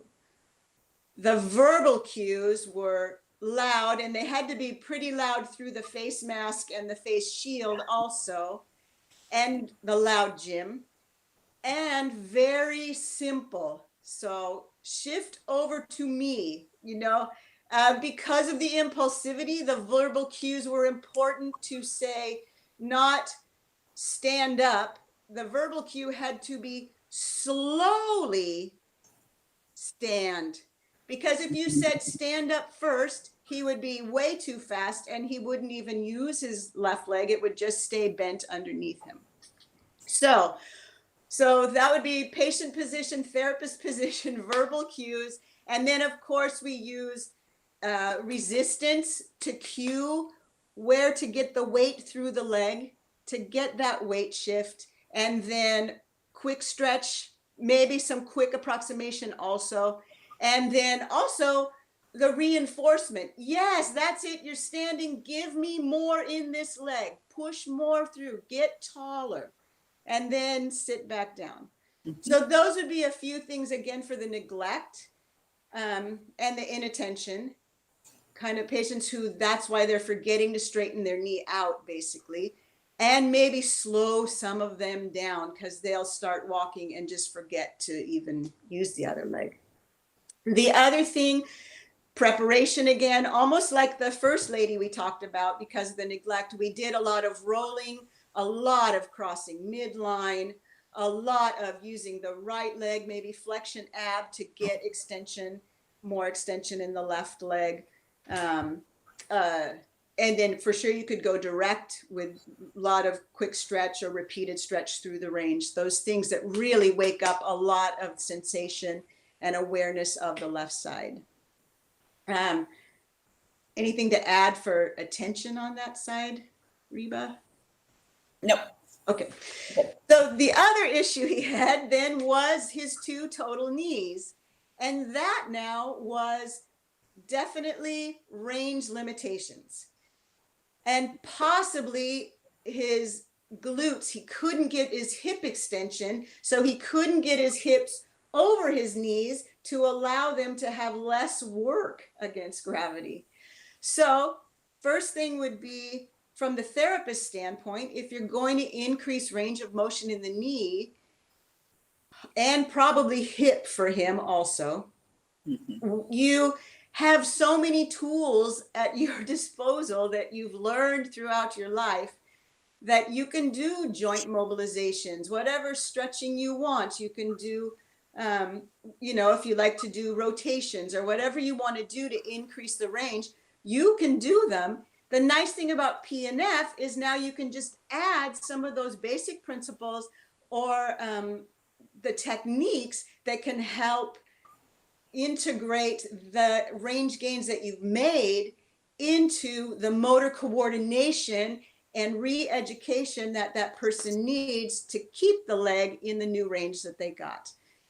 So we would probably use maybe more contract, relax, or hold, relax in order to get range in the knee. And we could either contract the knee flexors to get the knee extension, or since he also has a neural issue, we could contract quadriceps and see if it would inhibit the knee flexors. Mm-hmm. In this case, again, not within the sit to stand, but outside of the sit to stand, we would do contract, relax. Once it's a new range, we need to retrain the new range. That knee probably has not had that extension in a long time, like even before the total knee. So we want to make sure that when we get the new range, we train the muscles. Hey, you guys, now you're on, you can start working. And we want to just put a demand on that system to get those muscles working. And that can be, again, with any approach that you use. So just throw those basic principles on top of that. Also, if strength, maybe we decided strength was an issue and they didn't have enough. I really feel like this guy had enough quad strength because he had to hold that huge mass against gravity with a bent knee and his knee wasn't collapsing. So it had to be, we need to get glutes and we need to get all those vectors that are acting on his big body to get his hips underneath him. So glute strengthening or just that whole chain of strengthening would work. And whatever your approach is, you could use that. We ended up using for the glutes bridging for sure. The resisted sit to stand, trying to get his hips forward. We were trying to get there. We would use, again, that irradiation from the strong side. And I think both Fred and Fernanda had nice examples of using the one leg flexion adduction and extending with the other leg, using that to extend. So that would be nice for those. And any other functional position that you know that that person needs to get into, you can just start adding those basic principles to work that. So the key is the PNF is not the huge thing. It's a bunch of tools that you can use once you know what they're for to enhance what you as a therapist already know. So you would have to, again, through your evaluation, come up with what you feel is the cause and then apply those principles as you feel like would get more for your time and your effort and more carryover into the motor system. The last thing I just wanted to add is a person with a total knee or a total hip who's had the surgery is not just orthopedic, is definitely he or she also has an underlying neurologic issue. Especially, you'll see most of them have sensory issues around where the surgery was for a while, which is going to impair where they know. Also, with a prosthetic joint, there's not in the joint the stimulus that you have from your receptors that you have in a normal knee or hip. So you've got to start using surrounding, proprioception, voice, visual, verbal, all those things, and your techniques, combining those to pull out the most out of the patient and reintegrate their motor control. Okay, enough said. Anything else? That's my main thoughts there. That was pretty good. And now I have a patient that had all of that you could kind of work with. Okay. Now this, I don't know which, I think both can say something about this, but this is a very good one. Not so specific, but very important.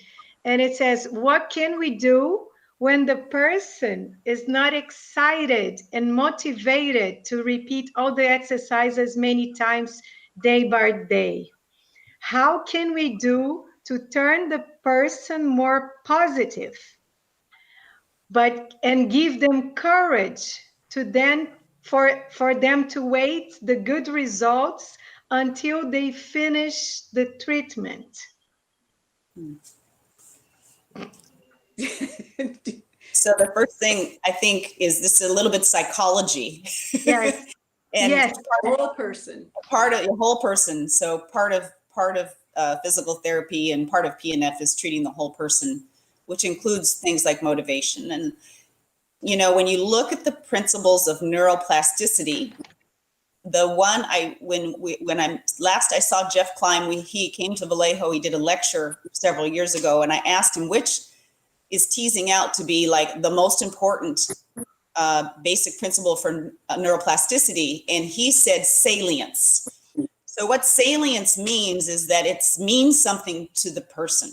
So if you have an unmotivated person, then we have to figure out what will make it important to them. So this is understanding the patient's goals and how we can help them with their goals. Now, if their goal is to walk, or let's say, or whatever it might be, let's just say, then it's my job to help them understand why those exercises will help them reach their goal that's important to them. And if they don't do those goals, then they're not going to be able to possibly reach those exercises. They won't be able to reach their ultimate goal. It can be tricky, especially if there's underlying depression, etc. But it's the only way is to figure out with your patient together what is important to them, and then tie it into why they have to do their exercises. And sometimes I'll tell my patient, you don't have to like what we're doing. You just have to do it. You don't have to be excited about it. You just need to do it. If you want to walk, stand, if you want to get back on your bike, whatever their goal is, depending on their level, you have to do it. And that's it. And then if you don't do it, then you're making your choices. So sometimes having a very frank discussion is the way I approach it. I don't know, Terry, what say you? What salient eye? I think that's the perfect thought. And I would just add, what also could be important to them is maybe there's a person who gets through to them more, a family member. So you can include that whole social network. Somehow for us, it's been harder with COVID because patients' families can't come in to visit. So we've really been trying FaceTiming things and stuff. So you can have that kind of motivation. The other thing I think is you have to show them some successes also, because all they've been dealing with is, this whole letdown of these series of events. So if you show them success, kind of like the lady again in the first video, she was that we were talking about that had the arm sling. She had a lot going on that this affected. And that was one reason also we chose to do, let's just get you sitting to standing. Let's get you moving so you can see that you're working towards being able to get in a car to go home. You're working towards being able to get yourself on the commode. You know, those things that she can see the successes, and those things are big. Another thing I feel like is at the end of a session, end on something that they did well. So you don't want to end on something that they were struggling with. Try and remember something they did well so that their system remembers they did something right, and that can carry on, you know, to the next day. So I think another thing that I think we tend to do is sometimes patients are looking day to day, and sometimes we have to remind them, you know, 3 days ago, this was difficult, and today, look what you're doing. We get to make this harder now for you because you're doing so well. We're going to move it to the next thing. And then another little picky thing sometimes we say with the participants who come to work for us is sometimes they'll be going, you know, they push down and the person pulls up, and you're going, no, push down, push down. Instead, if it's hard to do, but it is like working with kids, what you said, Monica, with the verbal cues too, is for the therapist and the patient, is reorient them. So instead of like push down, no, keep push, go, wait, no, that's up, and now come down. Like reorient them to what they're doing, and then show them what you want, so that they have that success also. And maybe things aren't perfect, but you're still getting what you want, and that's, you know, good. And yeah. Well said. Okay. Back at you. Okay, I think it's the last one, but this is a good one also. How could you incorporate an upper extremity that is either flaccid or hypertonic into the sit to stand task?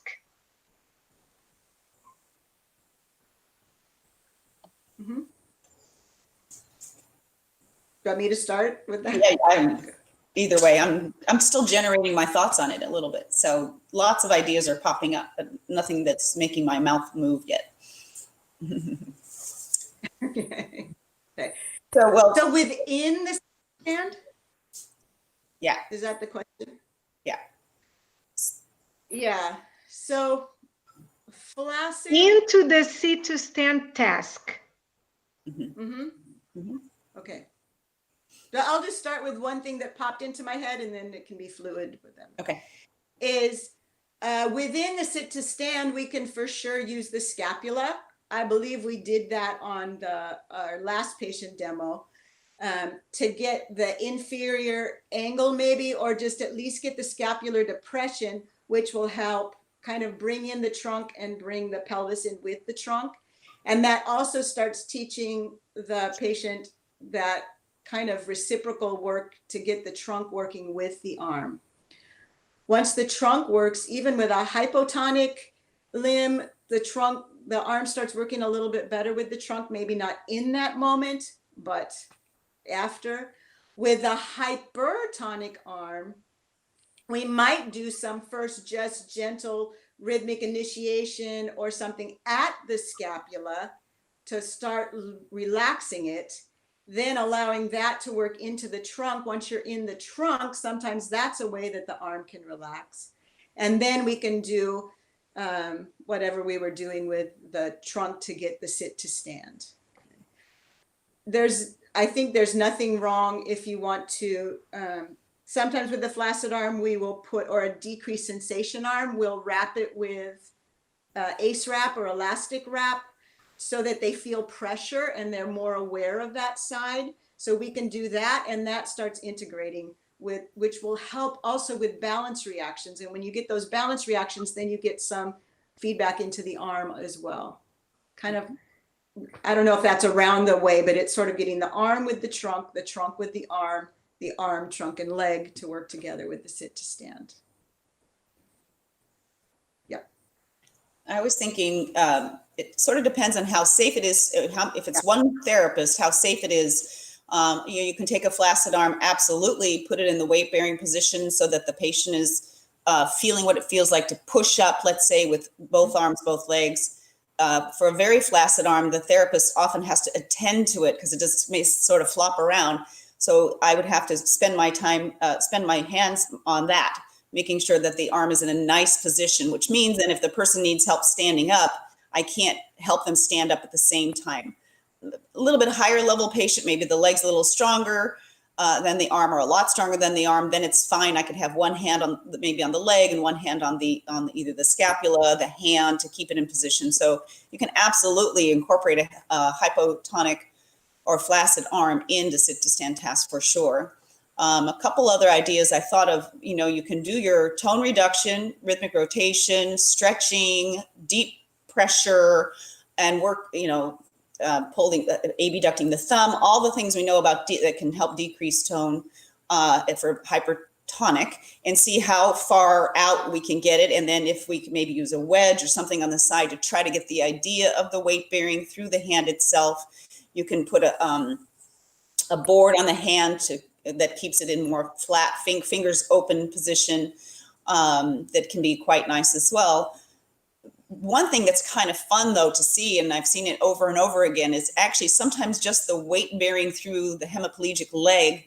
The patient will stand up, and as their arm will maybe be like this, but as they're standing and sometimes as they walk, all of it, and with everything going, you'll see the arm relax. You start to see the tone take care of itself just because of the weight bearing through the leg. So just the standing component of sit to stand can also decrease the amount of tone you'll see. So I would do a lot of preparation before I incorporated a hypertonic arm, and then look to see, hey, does that now relax now that I have really nice weight bearing through the leg?